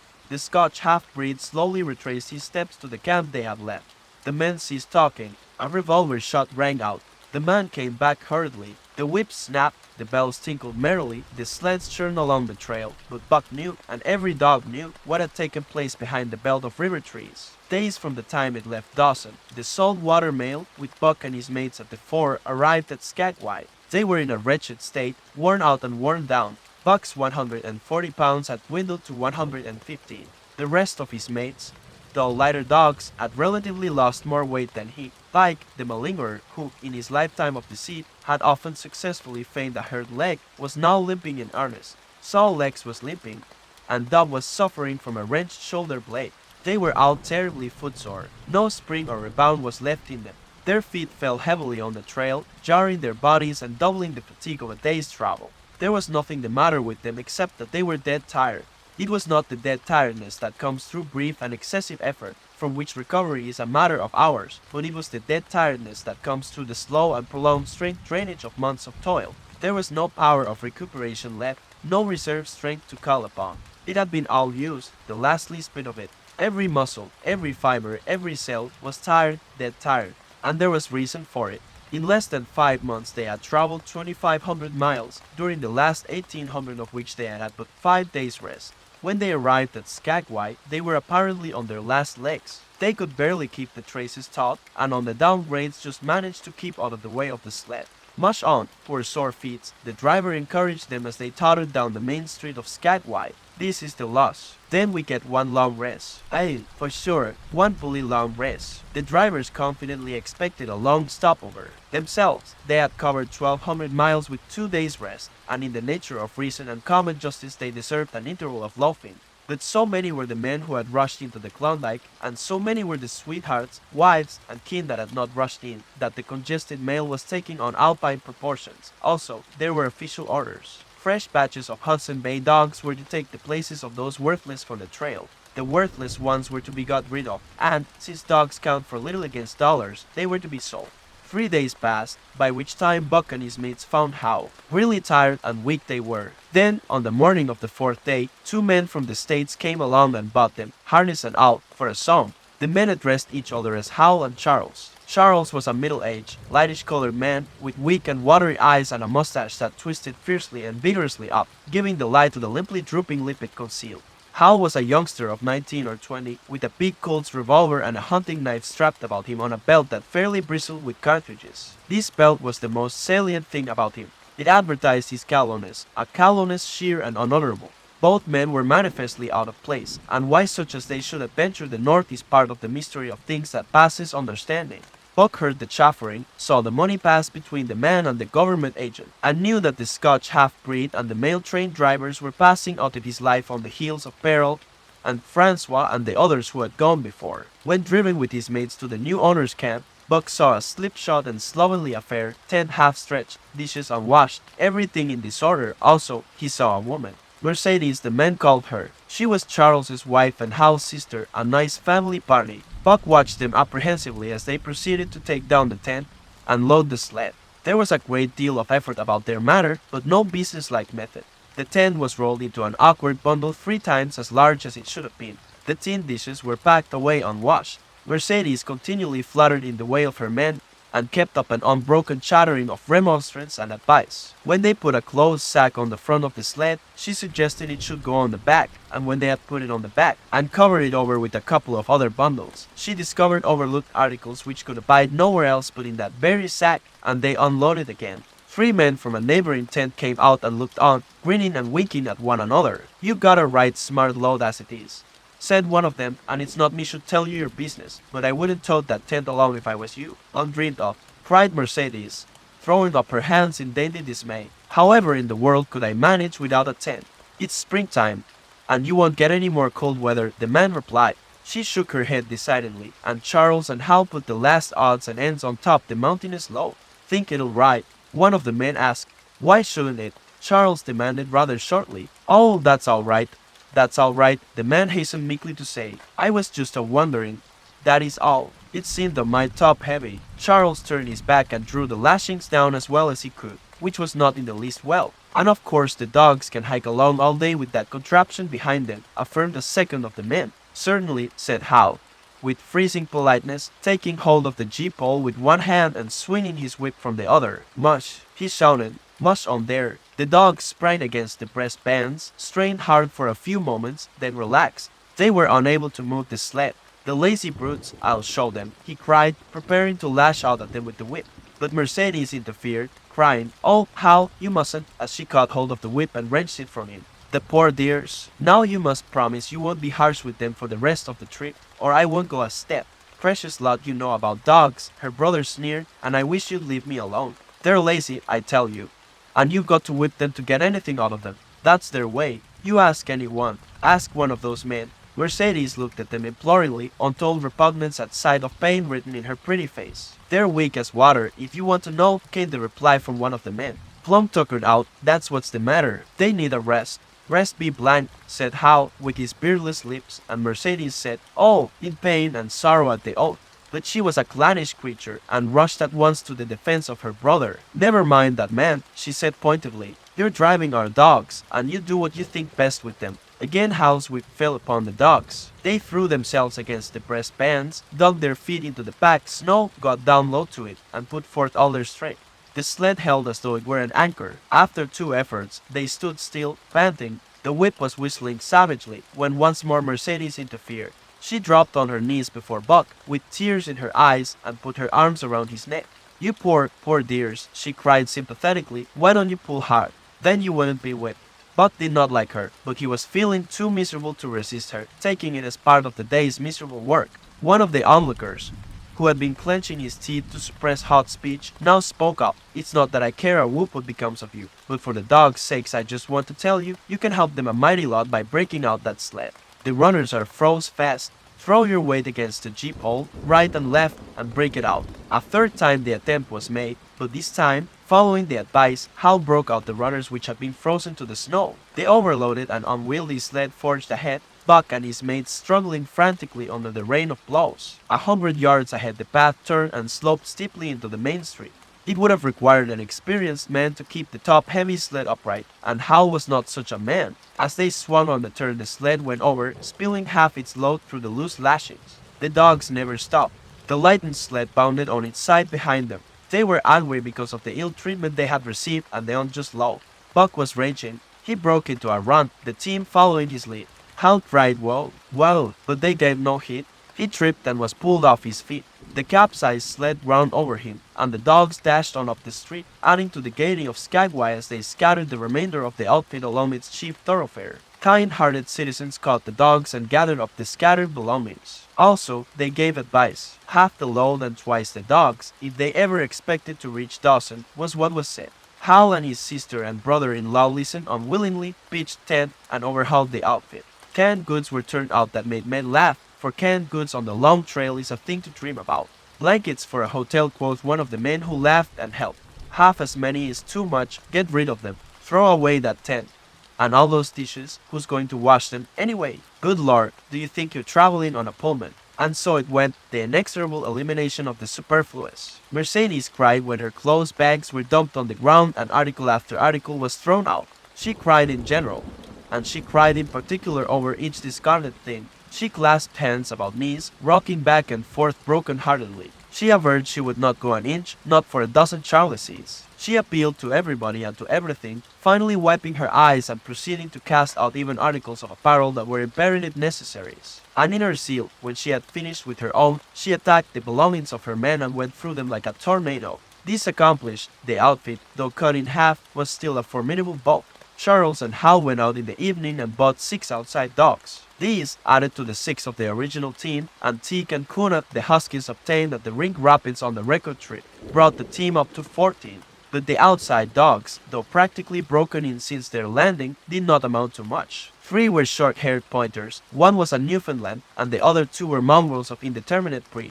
They did not seem to know anything, these newcomers. Buck and his comrades looked upon them with disgust, and though he speedily taught them their places and what not to do, he could not teach them what to do. They did not take kindly to trace and trail. With the exception of the 2 mongrels, they were bewildered and spirit-broken by the strange savage environment in which they found themselves and by the ill treatment they had received. The 2 mongrels were without spirit at all, bones were the only things breakable about them. With the newcomers hopeless and forlorn, and the old team worn out by 2,500 miles of continuous trail, the outlook was anything but bright. The 2 men, however, were quite cheerful, and they were proud, too. They were doing the thing in style, with 14 dogs. They had seen other sleds depart over the pass for Dawson, or coming from Dawson, but never had they seen a sled with so many as 14 dogs. In the nature of Arctic travel, there was a reason why 14 dogs should not drag one sled, and that was that one sled could not carry the food for 14 dogs. But Charles and Hal did not know this. They had worked the trip out with a pencil, so much to a dog, so many dogs, so many days, Q-E-D. Mercedes looked over their shoulders and nodded comprehensively. It was all so very simple. Late next morning, Buck led the long team up the street. There was nothing lively about it, no Snap or Going Im and his fellows. They were starting dead weary. 4 times he had covered the distance between Saltwater and Dawson, and the knowledge that, jaded and tired, he was facing the same trail once more made him bitter. His heart was not in the work, nor was the heart of any dog.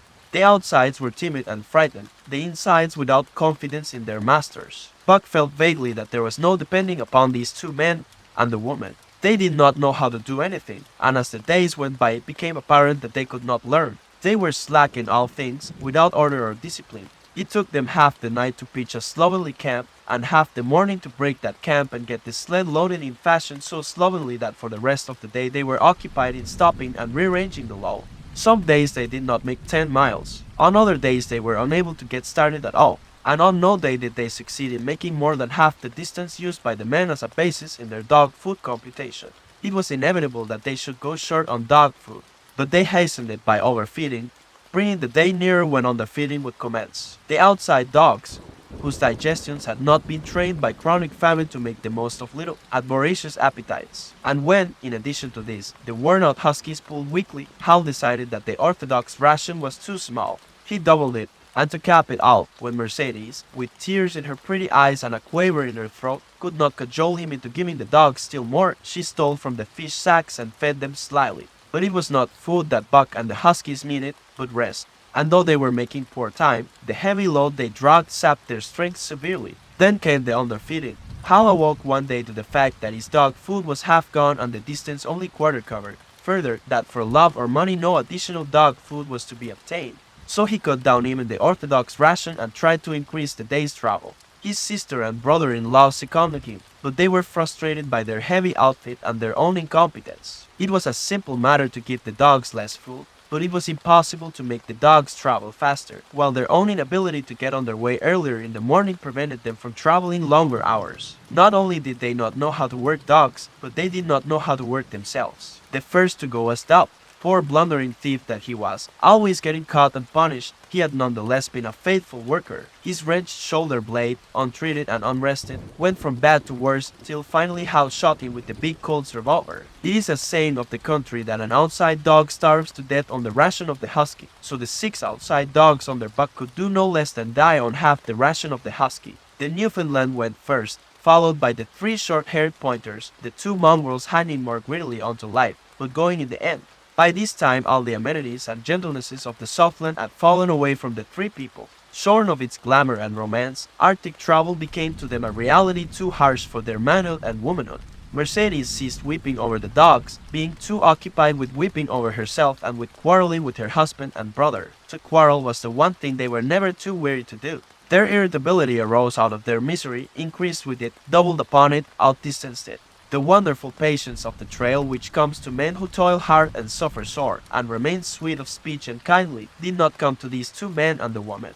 They had no inkling of such a patience. They were stiff and in pain, their muscles ached, their bones ached, their very hearts ached, and because of this they became sharp of speech, and hard words were first on their lips in the morning and last at night. Charles and Hal wrangled whenever Mercedes gave them a chance. It was the cherished belief of each that he did more than his share of the work, and neither forbore to speak his belief at every opportunity. Sometimes Mercedes sided with her husband, sometimes with her brother. The result was a beautiful and unending family quarrel. Starting from a dispute as to which should chop a few sticks for the fire, presently would be logged in the rest of the family. Fathers, mothers, uncles, cousins, people thousands of miles away, and some of them dead.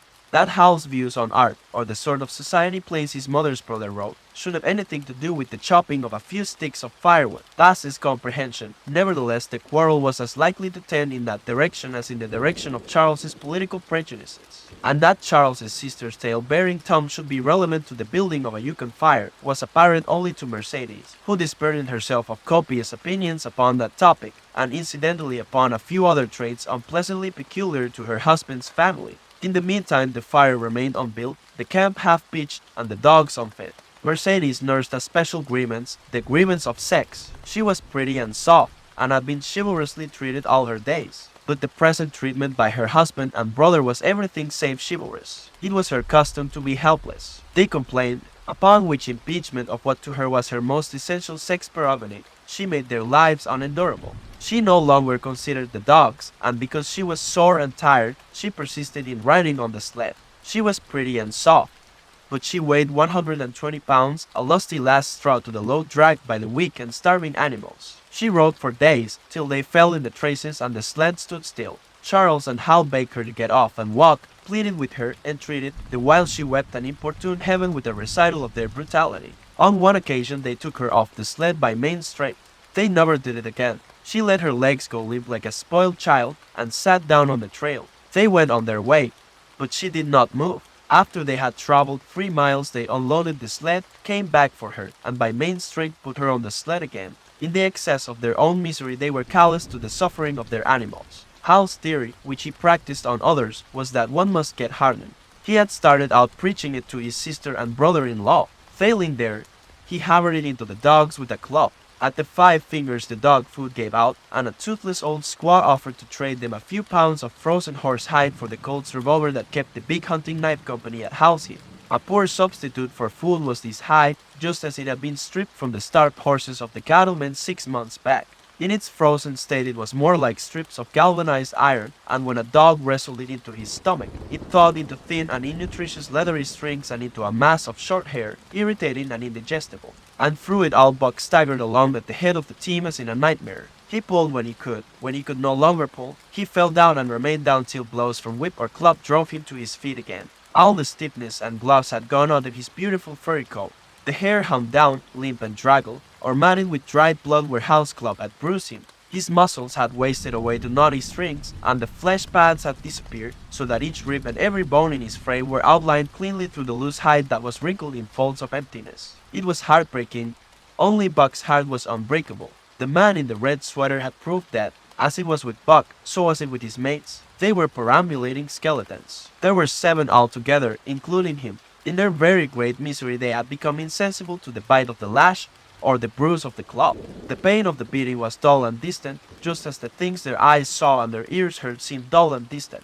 They were not half living or quarter living. They were simply so many bags of bones in which sparks of life fluttered faintly. When a halt was made, they dropped down in the traces like dead dogs, and the spark dimmed and paled and seemed to go out. And when the club or whip fell upon them, the spark fluttered feebly up, and they tottered to their feet and staggered on. There came a day when Billy, the good-natured, fell and could not rise. Hal had traded off his revolver, so he took the axe and knocked Billy on the head as he lay in the traces, then cut the carcass out of the harness and dragged it to one side. Buck saw, and his mates saw, and they knew that this thing was very close to them. On the next day Kuna went, and but 5 of them remained. Joe, too far gone to be malignant. Pike, crippled and limping, only half conscious and not conscious enough longer to malignant. Saw Lex, the one-eyed, still faithful to the toil of trace and trail, and mournful in that he had so little strength with which to pull. Teague, who had not traveled so far that winter and who was now beaten more than the others because he was fresher. And Buck, still at the head of the team, but no longer enforcing discipline or striving to enforce it, blind with weakness half the time and keeping the trail by the loom of it and by the dim feel of his feet. It was beautiful spring weather, but neither dogs nor humans were aware of it. Each day the sun rose earlier and set later. It was dawn by 3 in the morning, and twilight lingered till 9 at night. The whole long day was a blaze of sunshine. The ghostly winter silence had given way to the great spring murmur of awakening life. This murmur arose from all the land, fraught with the joy of living. It came from the things that lived and moved again, things which had been as dead and which had not moved during the long months of frost. The sap was rising in the pines. The willows and aspens were bursting out in young buds. Shrubs and vines were putting on fresh garbs of green. Crickets sang in the nights, and in the days all manner of creeping, crawling things rustled forth into the sun. Partridges and woodpeckers were booming and knocking in the forest. Squirrels were chattering, birds singing, and overhead hummed the wild fowl driving up from the south in cunning wedges that split the air. From every hill slope came the trickle of running water, the music of unseen fountains. All things were thawing, bending, snapping. The Yukon was straining to break loose the ice that bound it down. It ate away from beneath, the sun ate from above. Air holes formed, fissures sprang and spread apart, while thin sections of ice fell through bodily into the river. And amid all this bursting, rending, throbbing of awakening life, under the blazing sun and through the soft sighing breezes, like wayfarers to death, staggered the 2 men, the woman, and the huskies. With the dogs falling, Mercedes weeping and riding, Hal swearing innocuously, and Charles's eyes wistfully watering, they staggered into John Thornton's camp at the mouth of White River. When they halted, the dogs dropped down as though they had all been struck dead. Mercedes dried her eyes and looked at John Thornton. Charles sat down on a log to rest. He sat down very slowly and painstakingly, one of his great stiffness. Hal did the talking. John Thornton was whittling the last touches on an axe handle he had made from a stick of birch. He whittled and listened, gave monosyllabic replies, and, when he was asked, terse advice. He knew the breed, and he gave his advice in the certainty that it would not be followed. They told us up above that the bottom was dropping out of the trail. and that the best thing for us to do was to lay over, Hal said in response to Thornton's warning to take no more chances on the rotten ice. They told us we couldn't make White River, and here we are. This last with a sneering grin of triumph in it. And they told you true, John Thornton answered. The bottom's likely to drop out at any moment. Only fools, with the blind luck of fools, could have made it. I tell you straight, I wouldn't risk my carcass on that ice for all the gold in Alaska. That's because you're not a fool, I suppose, said Hal. All the same, we'll go on to Dawson. He uncoiled his whip. Get up there, Buck. Hi, get up there, mush on. Thornton went on whittling. It was idle, he knew, to get between a fool and his folly, while 2 or 3 fools more or less would not alter the scheme of things. But the team did not get up at the command. It had long since passed into the stage where blows were required to rouse it. The whip flashed out, here and there, on its merciless errands. John Thornton compressed his lips. Saul Lex was the first to crawl to his feet. Teague followed. Joe came next, yelping with pain. Pike made painful efforts. Twice he fell over, when half up, and on the 3rd attempt managed to rise. Buck made no effort. He lay quietly where he had fallen. The lash bit into him again and again, but he neither whined nor struggled. Several times Thornton started, as though to speak, but changed his mind. A moisture came into his eyes, and, as the whipping continued, he arose and walked irresolutely up and down. This was the first time Buck had failed, in itself a sufficient reason to drive Hal into a rage. He exchanged the whip for the customary club. Buck refused to move under the rain of heavier blows which now fell upon him. Like his mates, he was barely able to get up. But, unlike them, he had made up his mind not to get up. He had a vague feeling of impending doom. This had been strong upon him when he pulled into the bank, and it had not departed from him. What of the thin and rotten ice he had felt under his feet all day, it seemed that he sensed disaster close at hand, out there ahead on the ice where his master was trying to drive him. He refused to stir. So greatly had he suffered, and so far gone was he, that the blows did not hurt much. And as they continued to fall upon him, the spark of life within flickered and went down. It was nearly out. He felt strangely numb, as though from a great distance. He was aware that he was being beaten. The last sensations of pain left him. He no longer felt anything, though very faintly he could hear the impact of the club upon his body. But it was no longer his body, it seemed so far away. And then, suddenly, without warning, uttering a cry that was inarticulate and more like the cry of an animal, John Thornton sprang upon the man who wielded the club. Hal was hurled backward, as though struck by a falling tree. Mercedes screamed. Charles looked on wistfully, wiped his watery eyes, but did not get up because of his stiffness. John Thornton stood over Buck, struggling to control himself, too convulsed with rage to speak.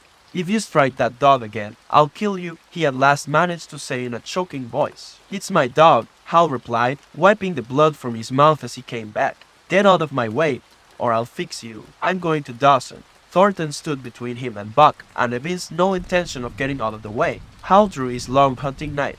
Mercedes screamed, cried, laughed, and manifested the chaotic abandonment of hysteria. Thornton rapped Hal's knuckles with the axe handle, knocking the knife to the ground. He rapped his knuckles again as he tried to pick it up. Then he stooped, picked it up himself, and with 2 strokes cut Buck's traces. Hal had no fight left in him. Besides, his hands were full with his sister, or his arms, rather, while Buck was too near dead to be of further use in hauling the sled.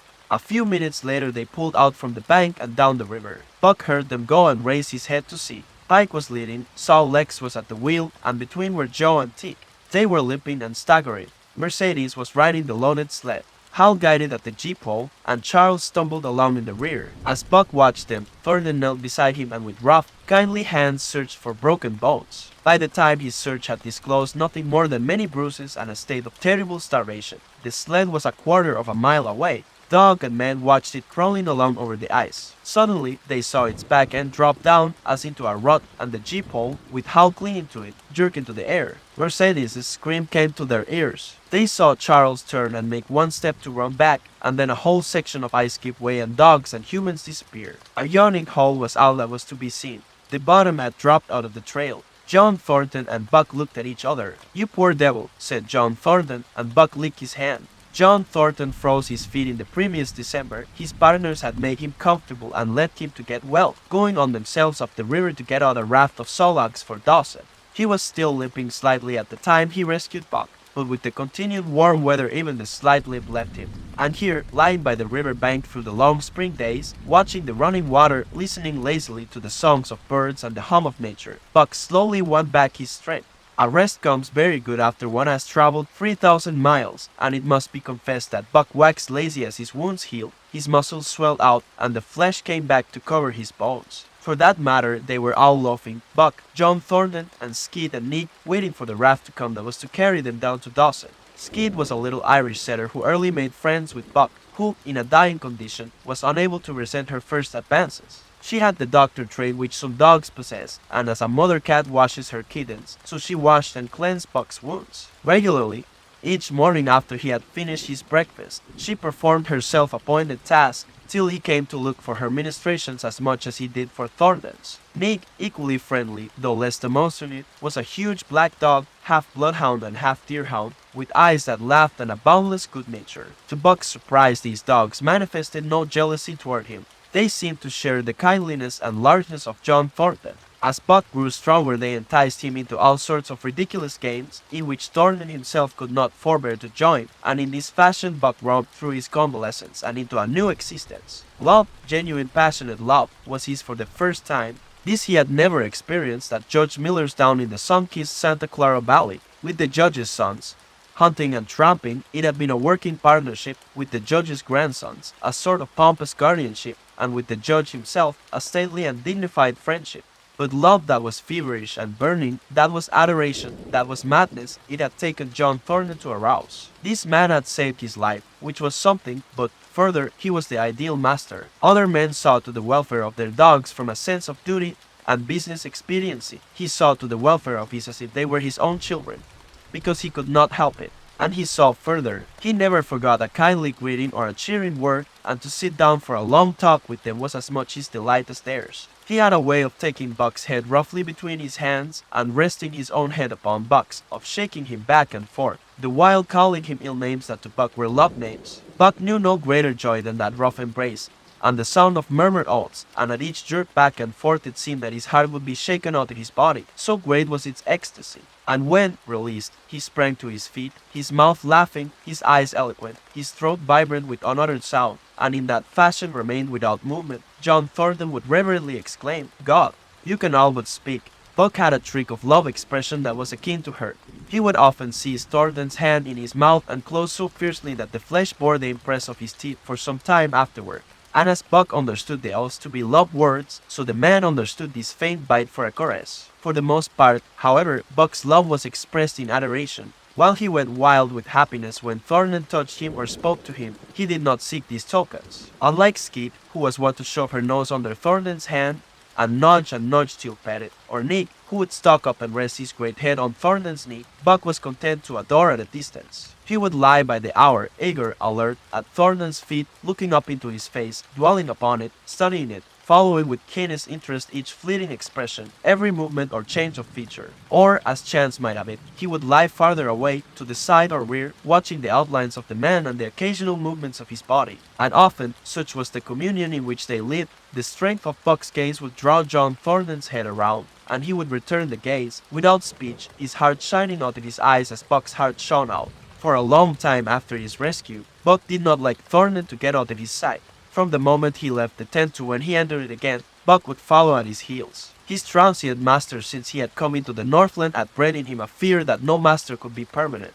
He was afraid that Thornton would pass out in his life as Peril, and Francois and the Scotch half-breed had passed out. Even in the night, in his dreams, he was haunted by this fear. At such times he would shake off sleep and creep through the chill to the flap of the tent, where he would stand and listen to the sound of his master's breathing.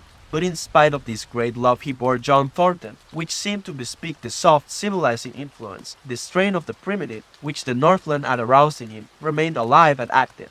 Faithfulness and devotion, things born of fire and roof, were his, yet he retained his wildness and wiliness. He was a thing of the wild, coming from the wild to sit by John Thornton's fire, rather than a dog of the soft Southland stamp with the marks of generations of civilization. Because of his very great love, he could not steal from this man, but from any other man, in any other camp. He did not hesitate an instant, while the cunning with which he stole enabled him to escape detection. His face and body were scored by the teeth of many dogs, and he fought as fiercely as ever and more shrewdly. Skeet and Nick were too good-natured for quarreling, Besides, they belonged to John Thornton, but the strange dog, no matter what the breed or valor, swiftly acknowledged Buck's supremacy or found himself struggling for life with a terrible antagonist. And Buck was merciless. He had learned well the law of club and fang, and he never forwarded an advantage or drew back from a foe he had started on the way to death. He had lessoned from Spitz and from the chief fighting dogs of the police and mail, and knew there was no middle course. He must master or be mastered, while to show mercy was a weakness. Mercy did not exist in the primordial life. It was misunderstood for fear, and such misunderstandings made for death.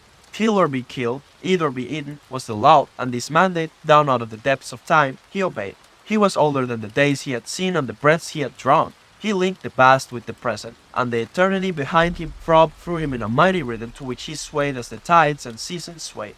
He sat by John Thornton's fire, a broad-breasted dog, white-fanged and long-furred, but behind him were the shades of all manner of dogs, half-wolves and wild wolves, urgent and prompting, tasting the savor of the meat he ate, thirsting for the water he drank, scenting the wind with him, listening with him and telling him the sounds made by the wild life in the forest, dictating his moods, directing his actions, lying down to sleep with him when he lay down, and dreaming with him and beyond him and becoming themselves the stuff of his dreams. So peremptorily did these shades beckon him, that each day mankind and the claims of mankind slipped farther from him. Deep in the forest a call was sounding, and as often as he heard this call, mysteriously thrilling and luring, he felt compelled to turn his back upon the fire and the beaten earth around it, and to plunge into the forest, and on, he knew not where or why, nor did he wonder where or why, the call sounding imperiously, deep in the forest. But as often as he gained the soft, unbroken earth, and the green shade, the love for John Thornton drew him back to the fire again. Thornton alone held him. The rest of mankind was as nothing. Chance travelers might praise or pet him, but he was cold under it all, and from a too demonstrative man he would get up and walk away. When Thornton's partners, Hans and Pete, arrived on the long-expected raft, Buck refused to notice them till he learned they were close to Thornton. After that he tolerated them in a passive sort of way, accepting favors from them as though he favored them by accepting. They were of the same large type as Thornton, living close to the earth, thinking simply and seeing clearly, and ere they swung the raft into the Big Annie by the sawmill at Dawson, they understood Buck and his ways, and did not insist upon an intimacy such as obtained with Skid and Nip. For Thornton, however, his love seemed to grow and grow. He, alone among men, could put a pack upon Buck's back in the summer traveling. Nothing was too great for Buck to do when Thornton commanded. One day the men and dogs were sitting on the crest of a cliff which fell away, straight down, to naked bedrock 300 feet below. John Thornton was sitting near the edge, Buck at his shoulder. A thoughtless whim seized Thornton, and he drew the attention of Hans and Pete to the experiment he had in mind.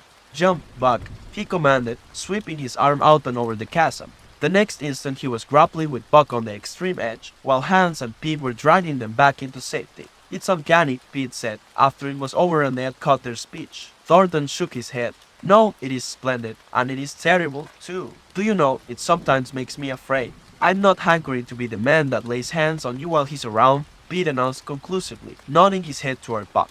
"By jingo," was Hans's contribution, "not myself either. It was at Circle City, ere the year was out, that Pete's apprehensions were realized. Black Burton, a man evil-tempered and malicious, had been picking a quarrel with a tenderfoot at the bar, when Thornton stepped good-naturedly between. Buck, as was his custom, was lying in a corner, head on paws, watching his master's every action. Burton struck out, without warning, straight from the shoulder. Thornton was sent spinning, and saved himself from falling only by clutching the rail of the bar. Those who were looking on heard what was neither bark nor yelp, but as something which is best described as a roar, and they saw Buck's body rise up in the air as he left the floor for Burton's throat. The man saved his life by instinctively throwing out his arm, but was hurled backward to the floor with Buck on top of him. Buck loosed his teeth from the flesh of the arm and drove in again for the throat. This time the man succeeded only in partly blocking, and his throat was torn open.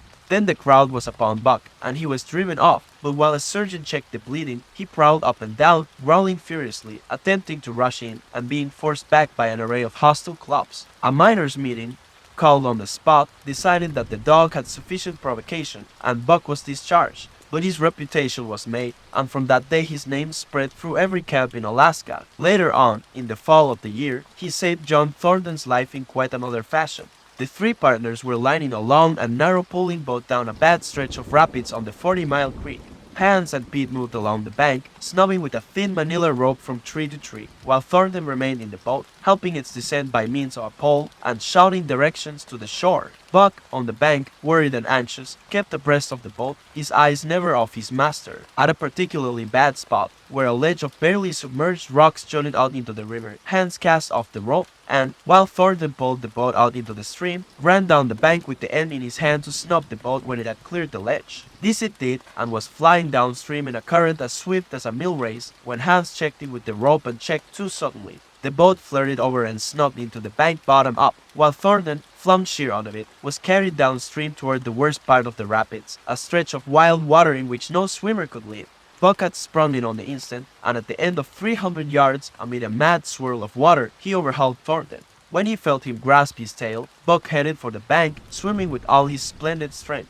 But the progress shoreward was slow, the progress downstream amazingly rapid. From below came the fatal roaring where the wild current went wilder, and was rent in shreds and spray by the rocks which thrust through like the teeth of an enormous comb. The suck of the water as it took the beginning of the last steep pitch was frightful, and Thornton knew that the shore was impossible. He scraped furiously over a rock, bruised across a second, and struck a third with crushing force. He clutched its slippery top with both hands, releasing Buck, and above the roar of the churning water shouted, "Go, Buck, go!" Buck could not hold his own, and swept on downstream, struggling desperately, but unable to win back. When he heard Thornton's command repeated, he partly reared out of the water, throwing his head high, as though for a last look, then turned obediently toward the bank. He swam powerfully and was dragged ashore by Pete and Hans at the very point where swimming ceased to be possible, and destruction began. They knew that the time a man could cling to a slippery rock in the face of that driving current was a matter of minutes, and they ran as fast as they could up the bank to a point far above where Thornton was hanging on. They attached the line with which they had been snubbing the boat to Buck's neck and shoulders, being careful that it should neither strangle him nor impede his swimming, and launched him into the stream. He struck out boldly, but not straight enough into the stream. He discovered the mistake too late, when Thornton was abreast of him and a bare half-dozen strokes away while he was being carried helplessly past. Hans promptly snubbed with the rope as though Buck were a boat. The rope thus tightening on him in the sweep of the current, he was jerked under the surface, and under the surface he remained till his body struck against the bank and he was hauled out. He was half drowned, and Hans and Pete threw themselves upon him, pounding the breath into him and the water out of him. He staggered to his feet and fell down. The faint sound of Thornton's voice came to them, and though they could not make out the words of it, they knew that he was in his extremity. His master's voice acted on Buck like an electric shock. He sprang to his feet and ran up the bank ahead of the men to the point of his previous departure. Again the rope was attached and he was launched, and again he struck out, but this time straight into the stream. He had miscalculated once, but he would not be guilty of it a second time. Hans paid out the rope, permitting no slack, while Pete kept it clear of coils. Buck held on till he was on a line straight above Thornton. Then he turned, and with the speed of an express train headed down upon him. Thornton saw him coming, and, as Buck struck him like a battering ram, with the whole force of the current behind him, he reached up and closed with both arms around the shaggy neck. Hans snuck the rope around the tree, and Buck and Thornton were jerked under the water, strangling, suffocating, sometimes one uppermost and sometimes the other dragging over the jagged bottom. Smashing against rocks and snags, they veered into the bank. Thornton came to, belly downward and being violently propelled back and forth across a drift log by Hans and Pete. His first glance was for Buck, over whose limp and apparently lifeless body Nick was setting up a howl, while Skid was licking the wet face and closed eyes. Thornton was himself bruised and battered, and he went carefully over Buck's body when he had been brought around, finding 3 broken ribs. "That settles it," he announced. "We camp right here," and camp they did, till Buck's ribs knitted and he was able to travel. That winter at Dawson, Buck performed another exploit, not so heroic, perhaps, but one that put his name many notches higher on the totem pole of Alaskan fame. This exploit was particularly gratifying to the 3 men, for they stood in need of the outfit which it furnished, and were enabled to make a long-desired trip into the Virgin East, where miners had not yet appeared. It was brought about by a conversation in the El Dorado saloon, in which men waxed boastful of their favorite dogs. Buck, because of his record, was the target for these men, and Thornton was driven stoutly to defend him. At the end of half an hour, one man stated that his dog could start a sled with 500 pounds and walk off with it. A second bragged 600 for his dog, and a third 700. "Pooh, pooh," said John Thornton. Buck can start 1,000 pounds and break it out and walk off with it for 100 yards, demanded Mathewson, a bonanza king, he of the 700 bond. And break it out and walk off with it for 100 yards, John Thornton said coolly. Well, Mathewson said, slowly and deliberately, so that all could hear, I've got $1,000 that says he can. And there it is. So saying, he slammed a sack of gold dust of the size of a bologna sausage down upon the bar. Nobody spoke.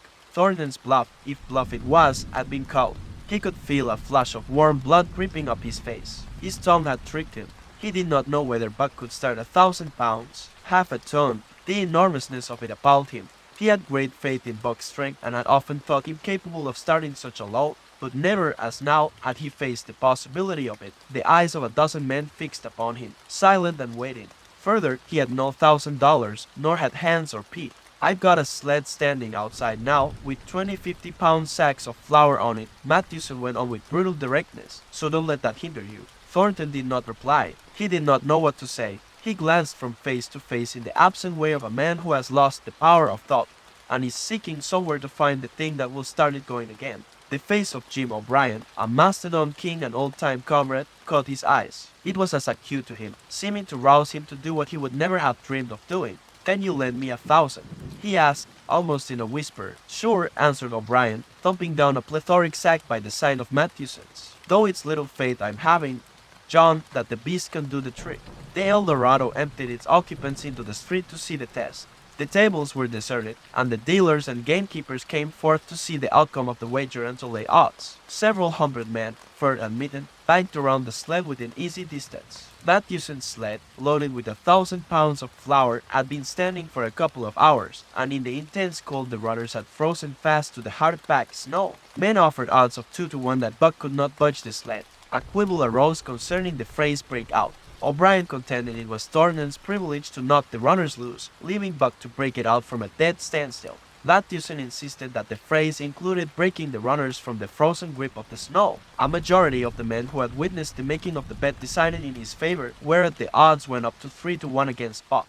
There were no takers. Not a man believed him capable of the feat. Thornton had been hurried into the wager, heavy with doubt, and now that he looked at the sled itself, the concrete fact, with the regular team of 10 dogs curled up in the snow before it, the more impossible the task appeared. Mathewson waxed jubilant. 3 to 1, he proclaimed, I'll lay you another 1,000 at that figure, Thornton. What to say? Thornton's doubt was strong in his face, but his fighting spirit was aroused. The fighting spirit that soars above odds fails to recognize the impossible, and is deaf to outsave the clamor for battle. He called Hans and Pete to him. Their sacks were slim, and with his own the 3 partners could rake together only $200. In the ebb of their fortunes, this sum was their total capital, yet they laid it unhesitatingly against Mathewson's 600. The team of 10 dogs was unhitched, and Buck, with his own harness, was put into the sled. He had caught the contagion of the excitement, and he felt that in some way he must do a great thing for John Thornton. Murmurs of admiration at his splendid appearance went up. He was in perfect condition, without an ounce of superfluous flesh, and the 150 pounds that he weighed were so many pounds of grit and virility. His furry coat shone with the sheen of silk, down the neck and across the shoulders. His mane, in repose as it was, half bristled and seemed to lift with every movement, as though excess of vigor made each particular hair alive and active. The great breast and heavy forelegs were no more than in proportion with the rest of the body, where the muscles showed in tight rolls underneath the skin. Men felt these muscles and proclaimed them hard as iron, and the odds went down to 2 to 1. Dad, sir, stuttered a member of the latest dynasty, a king of the Skookum benches. I offer you 800 for him, sir, before the test, sir, 800 just as he stands. Thornton shook his head and stepped to Buck's side. You must stand off from him, Mathewson protested. Free play and plenty of room. The crowd fell silent. Only could be heard the voices of the gamblers vainly offering 2 to 1. Everybody acknowledged Buck a magnificent animal, but 20 50-pound sacks of flour bulked too large in their eyes for them to loosen their pouch strings. Thornton knelt down by Buck's side. He took his head in his 2 hands and rested cheek on cheek. He did not playfully shake him, as was his wont, or murmur soft love curses, but he whispered in his ear, As you love me, Buck, as you love me, was what he whispered. Buck whined with suppressed eagerness. The crowd was watching curiously. The affair was growing mysterious. It seemed like a conjuration, as Thornton got to his feet. Buck seized his mittened hand between his jaws, pressing it with his teeth and releasing slowly, half reluctantly. It was the answer, in terms, not of speech, but of love. Thornton stepped well back. "Now, Buck," he said. Buck tightened the traces, then slacked them for a matter of several inches. It was the way he had learned. "Jid!" Thornton's voice rang out, sharp in the tense silence. Buck swung to the right, ending the movement in a plunge that took up the slack and with a sudden jerk arrested his 150 pounds. The load quivered, and from under the runners arose a crisp crackling. "How!" Thornton commanded. Buck duplicated the maneuver, this time to the left. The crackling turned into a snapping, the sled pivoting and the runners slipping and grating several inches to the side. The sled was broken out. Men were holding their breaths, intensely unconscious of the fact. "Now, mush!" Thornton's command cracked out like a pistol shot. Buck threw himself forward, tightening the traces with a jarring lunge. His whole body was gathered compactly together in the tremendous effort, the muscles writhing and knotting like live things under the silky fur. His great chest was low to the ground, his head forward and down, while his feet were flying like mad, the claws scarring the hard-packed snow in parallel grooves. The sled swayed and trembled, half started forward. One of his feet slipped, and one man groaned aloud. Then the sled lurched ahead in what appeared a rapid succession of jerks, though it never really came to a dead stop again. Half an inch, 2 inches.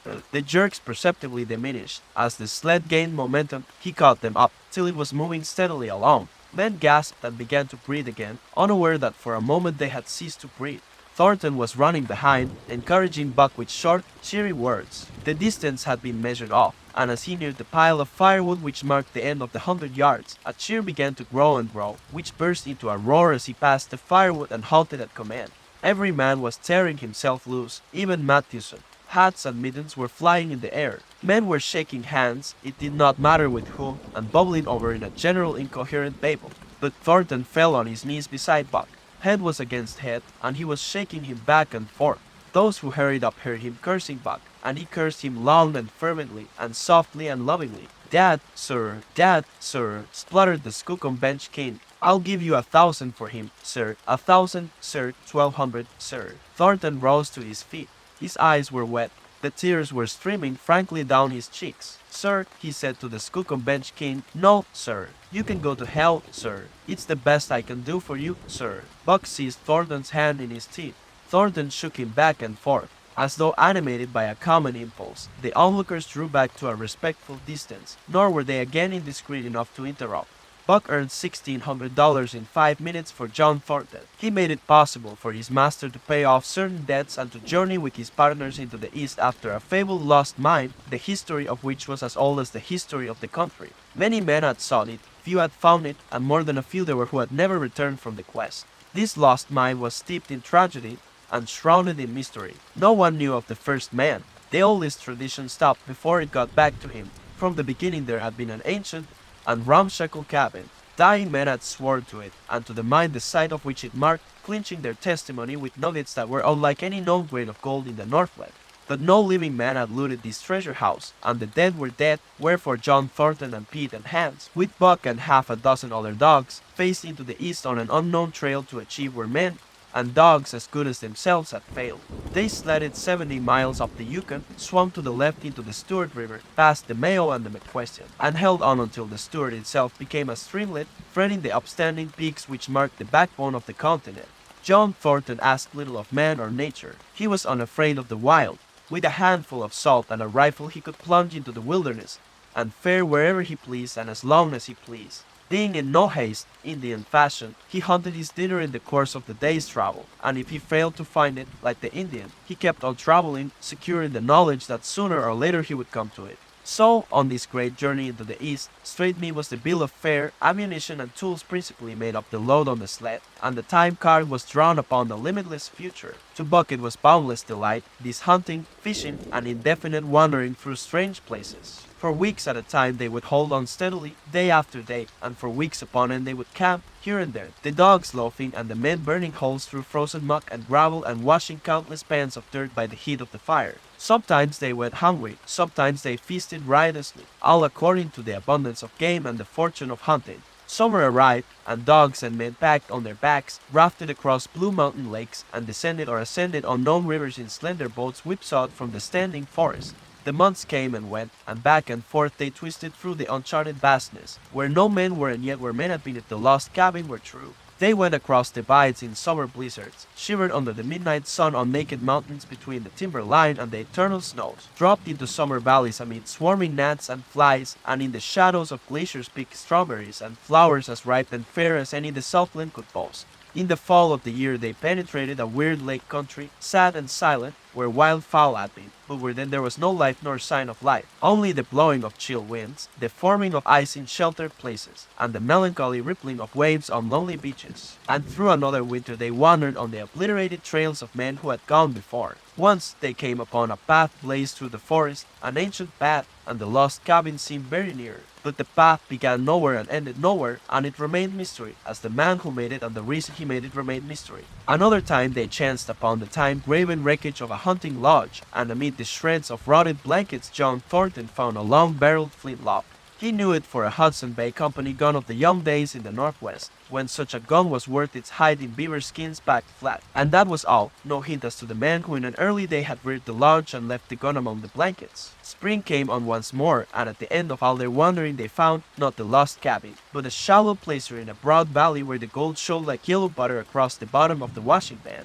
They sought no farther. Each day they worked earned them thousands of dollars in clean dust and nuggets, and they worked every day. The gold was sacked in moose-hide bags, 50 pounds to the bag, and piled like so much firewood outside the Spruce Bough Lodge. Like giants they toiled, days flashing on the heels of days like dreams as they heaped the treasure up.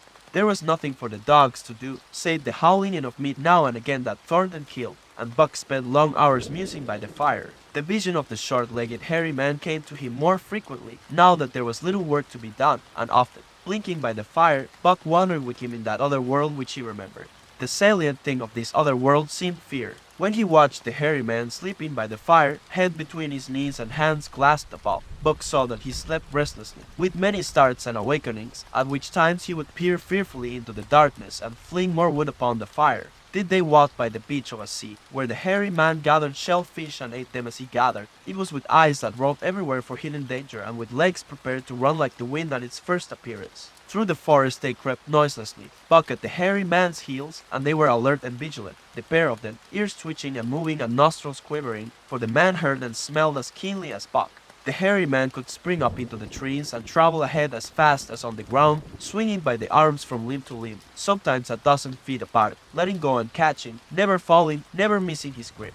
In fact, he seemed as much at home among the trees as on the ground, and Buck had memories of nights of vigil spent beneath trees wherein the hairy man roosted, holding on tightly as he slept.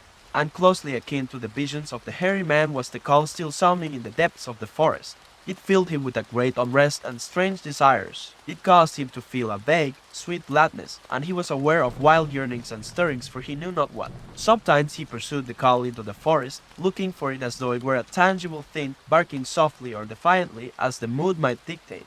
He would thrust his nose into the cool wood moss, or into the black soil where long grasses grew, and snort with joy at the fat earth smells, or he would crouch for hours, as if in concealment, behind fungus-covered trunks of fallen trees, wide-eyed and wide-eared to all that moved and sounded about him. It might be, lying thus, that he hoped to surprise this call he could not understand, but he did not know why he did these various things. He was impelled to do them, and did not reason about them at all. Irresistible impulses seized him. He would be lying in camp, dozing lazily in the heat of the day, when suddenly his head would lift and his ears cock up, intent and listening, and he would spring to his feet and dash away, and on, for hours, through the forest aisles and across the open spaces where the niggerheads bunched. He loved to run down dry watercourses, and to creep and spy upon the bird life in the woods. For a day at a time he would lie in the underbrush where he could watch the partridges drumming and strutting up and down. But especially he loved to run in the dim twilight of the summer midnights, listening to the subdued and sleepy murmurs of the forest, reading signs and sounds as man may read a book,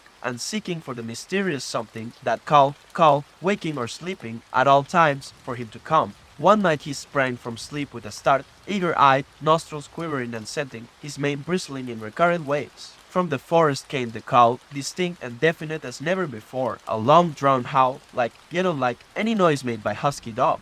And he knew it in the old familiar way as a sound heard before. he sprang through the sleeping camp and in swift silence dashed through the woods. As he drew closer to the cry, he went more slowly, with caution in every movement, till he came to an open place among the trees, and looking out saw, erect on haunches, with nose pointed to the sky, a long, lean timber wolf. He had made no noise, yet it ceased from its howling and tried to sense his presence. Buck stalked into the open, half crouching, body gathered compactly together, tail straight and stiff, feet falling with unwanted care. Every movement advertised commingled threatening and overture of friendliness. It was the menacing truce that marks the meeting of wild beasts that prey. But the wolf fled at sight of him. He followed, with wild leapings, in a frenzy to overtake. He ran him into a blind channel in the bed of the creek where a timber jam barred the way. The wolf whirled about, pivoting on his hind legs after the fashion of Joe and of all cornered husky dogs, snarling and bristling, clipping his teeth together in a continuous and rapid succession of snaps. Buck did not attack, but circled him about and hedged him in with friendly advances. The wolf was suspicious and afraid, for Buck made free of him in wait while his head barely reached Buck's shoulder. Watching his chance, he darted away and the chase was resumed. Time and again he was cornered, and the thing repeated, though he was in poor condition or Buck could not so easily have overtaken him. He would run till Buck's head was even with his flank, when he would whirl around at bay, only to dash away again at the first opportunity. But in the end Buck's pertinacity was rewarded, for the wolf, finding that no harm was intended, finally sniffed noses with him. Then they became friendly, and played about in the nervous, half-coy way with which fierce beasts belie their fierceness. After some time of this, the wolf started off at an easy lope in a manner that plainly showed he was going somewhere. He made it clear to Buck that he was to come, and they ran side by side through the somber twilight, straight up the creek bed, into the gorge from which it issued, and across the bleak divide where it took its rise. On the opposite slope of the watershed they came down into a level country where were great stretches of forest, and many streams, and through these great stretches they ran steadily, hour after hour, the sun rising higher and the day growing warmer. Buck was wildly glad. He knew he was at last answering the call, running by the side of his wood brother toward the place from where the call surely came. Old memories were coming upon him fast, and he was stirring to them as of old he stirred to the realities of which they were the shadows. He had done this thing before, somewhere in that other and dimly remembered world, and he was doing it again. Now, running free in the open, the unpacked earth underfoot, the wide sky overhead. They stopped by a running stream to drink, and, stopping, Buck remembered John Thornton. He sat down. The wolf started on toward the place from where the call surely came, then returned to him, sniffing noses and making actions as though to encourage him. But Buck turned about and started slowly on the back track. For the better part of an hour the wild brother ran by his side, whining softly. Then he sat down, pointed his nose upward, and howled. It was a mournful howl, and as Buck held steadily on his way he heard it grow faint and fainter until it was lost in the distance. John Thornton was eating dinner when Buck dashed into camp and sprang upon him in a frenzy of affection, overturning him, scrambling upon him, licking his face, biting his hand, playing the general tomfool, as John Thornton characterized it, the while he shook Buck back and forth and cursed him lovingly. For 2 days and nights Buck never left camp, never let Thornton out of his sight. He followed him about at his work, watched him while he ate, saw him into his blankets at night and out of them in the morning. But after 2 days the call in the forest began to sound more imperiously than ever. Buck's restlessness came back on him, and he was haunted by recollections of the wild brother and of the smiling land beyond the divide and the run side by side through the wide forest stretches. Once again he took to wandering in the woods, but the wild brother came no more, and though he listened through long vigils, the mournful howl was never raised. He began to sleep out at night, staying away from camp for days at a time, and once he crossed the divide at the head of the creek and went down into the land of timber and streams. There he wandered for a week, seeking vainly for fresh sign of the wild brother, killing his meat as he traveled, and traveling with the long, easy lope that seems never to tire. He fished for salmon in a broad stream that emptied somewhere into the sea, and by this stream he killed a large black bear, blinded by the mosquitoes while likewise fishing, and raging through the forest helpless and terrible. Even so, it was a hard fight, and it aroused the last latent remnants of Buck's ferocity. And 2 days later, when he returned to his kill and found a dozen wolverines quarreling over the spoil, he scattered them like chaff, and those that fled left 2 behind who would quarrel no more. The blood longing became stronger than ever before. He was a killer, a thing that preyed, living on the things that lived, unaided, alone, by virtue of his own strength and prowess, surviving triumphantly in a hostile environment where only the strong survive. Because of all this he became possessed of a great pride in himself, which communicated itself like a contagion to his physical being. It advertised itself in all his movements, was apparent in the play of every muscle, spoke plainly as speech in the way he carried himself, and made his glorious furry coat if anything more glorious. But for the stray brown on his muzzle and above his eyes, and for the splash of white hair that ran mimos down his chest, he might well have been mistaken for a gigantic wolf larger than the largest of the breed. From his Saint Bernard father he had inherited size and weight, but it was his shepherd mother who had given shape to that size and weight. His muzzle was the lone wolf muzzle, save that it was larger than the muzzle of any wolf, and his head, somewhat broader, was the wolf head on a massive scale. His cunning was wolf cunning, and wild cunning, his intelligence, shepherd intelligence, and Saint Bernard intelligence, and all this, plus an experience gained in the fiercest of schools, made him as formidable a creature as any that roamed the wild. A carnivorous animal, living on a straight meat diet, he was in full flower at the high tide of his life, overspilling with vigor and virility, when Thornton passed a caressing hand along his back. A snapping and crackling followed the hand, each hair discharging its bent magnetism at the contact. Every part, brain and body, nerve tissue and fiber, was keyed to the most exquisite pitch, and between all the parts there was a perfect equilibrium or adjustment, to sights and sounds and events which required action. He responded with lightning-like rapidity. Quickly as a husky dog could leap to defend for attack or to attack, he could leap twice as quickly. He saw the movement, or heard sound, and responded in less time than another dog required to compass the mere seeing or hearing. He perceived and determined and responded in the same instant. In point of fact, the three actions of perceiving, determining, and responding were sequential, but so infinitesimal were the intervals of time between them that they appeared simultaneous. His muscles were surcharged with vitality and snapped into place sharply, like steel springs. Life streamed through him in splendid flood, glad and rampant, until it seemed that it would burst him asunder in sheer ecstasy, and pour forth generously over the world. "Never was there such a dog," said John Thornton one day as the partners watched Buck marching out of camp. "When he was made, the mold was broke," said Pete. "By jingo, I think so myself," Hans affirmed. They saw him marching out of camp, but they did not see the instant and terrible transformation which took place as soon as he was within the secrecy of the forest. He no longer marched. At once he became a thing of the wild, stealing along softly, cat-footed, a passing shadow that appeared and disappeared among the shadows. He knew how to take advantage of every cover, to crawl on his belly like a snake, and like a snake to leap and strike.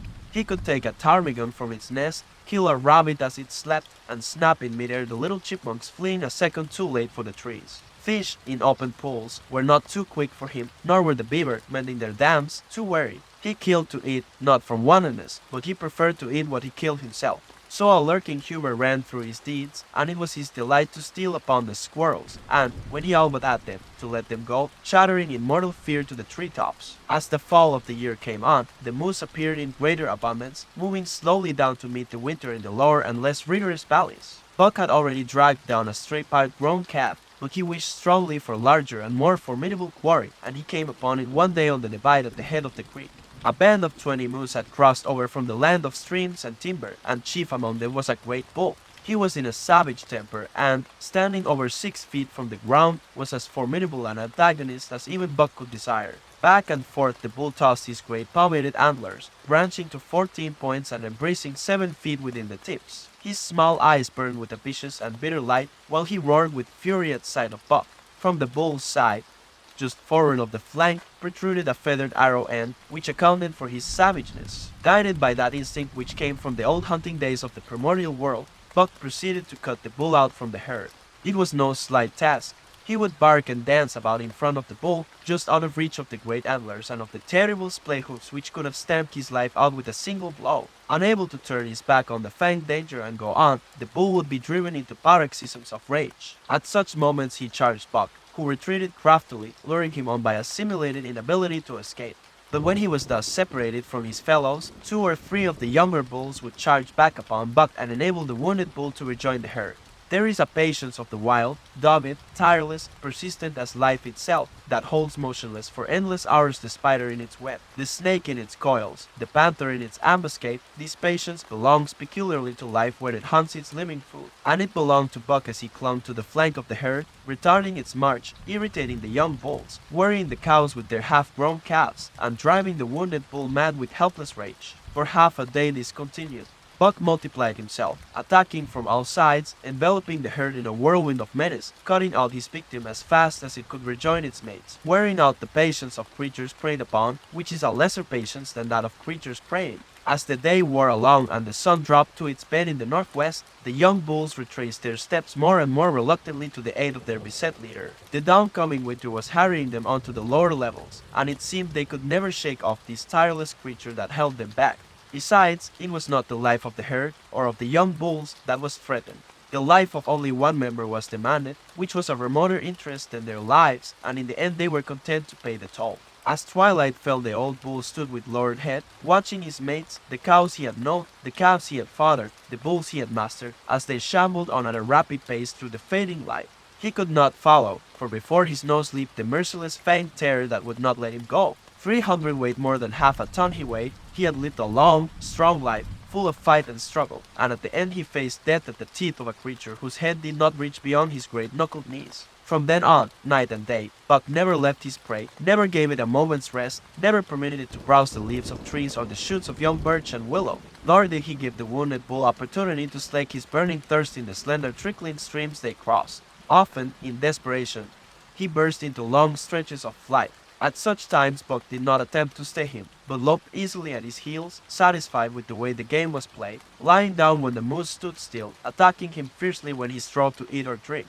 The great head drooped more and more under its tree of horns, and the shambling trot grew weak and weaker. He took to standing for long periods, with nose to the ground and dejected ears dropped limply, and Buck found more time in which to get water for himself and in which to rest. At such moments, panting with red lolling tongue and with eyes fixed upon the big bull, it appeared to Buck that a change was coming over the face of things. He could feel a new stir in the land. As the moose were coming into the land, other kinds of life were coming in.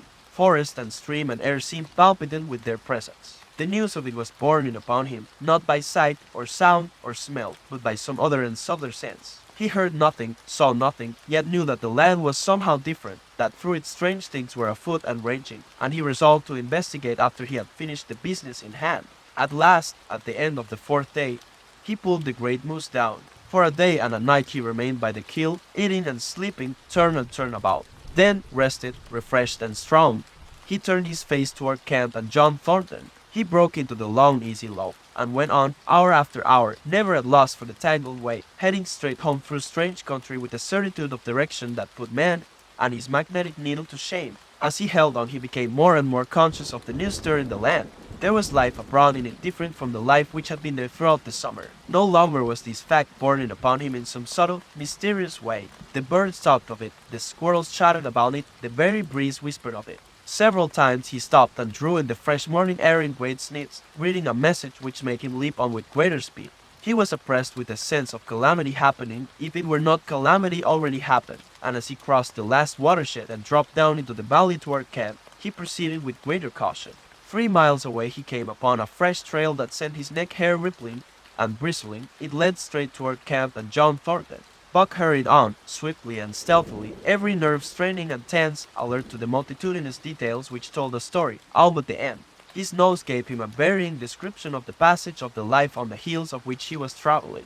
He remarked the pregnant silence of the forest. The bird life had flitted. The squirrels were in hiding. One only he saw, a sleek gray fellow, flattened against a gray dead limb so that he seemed a part of it, a woody excrescence upon the wood itself. As Buck slid along with the obscureness of a gliding shadow, his nose was jerked suddenly to the side as though a positive force had gripped and pulled it. He followed the new scent into a thicket and found Nick.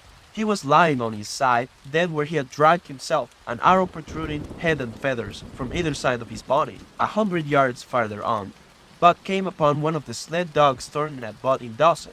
This dog was thrashing about in a dead struggle directly on the trail, and Buck passed around him without stopping. From the camp came the faint sound of many voices, rising and falling in a sing-song chant.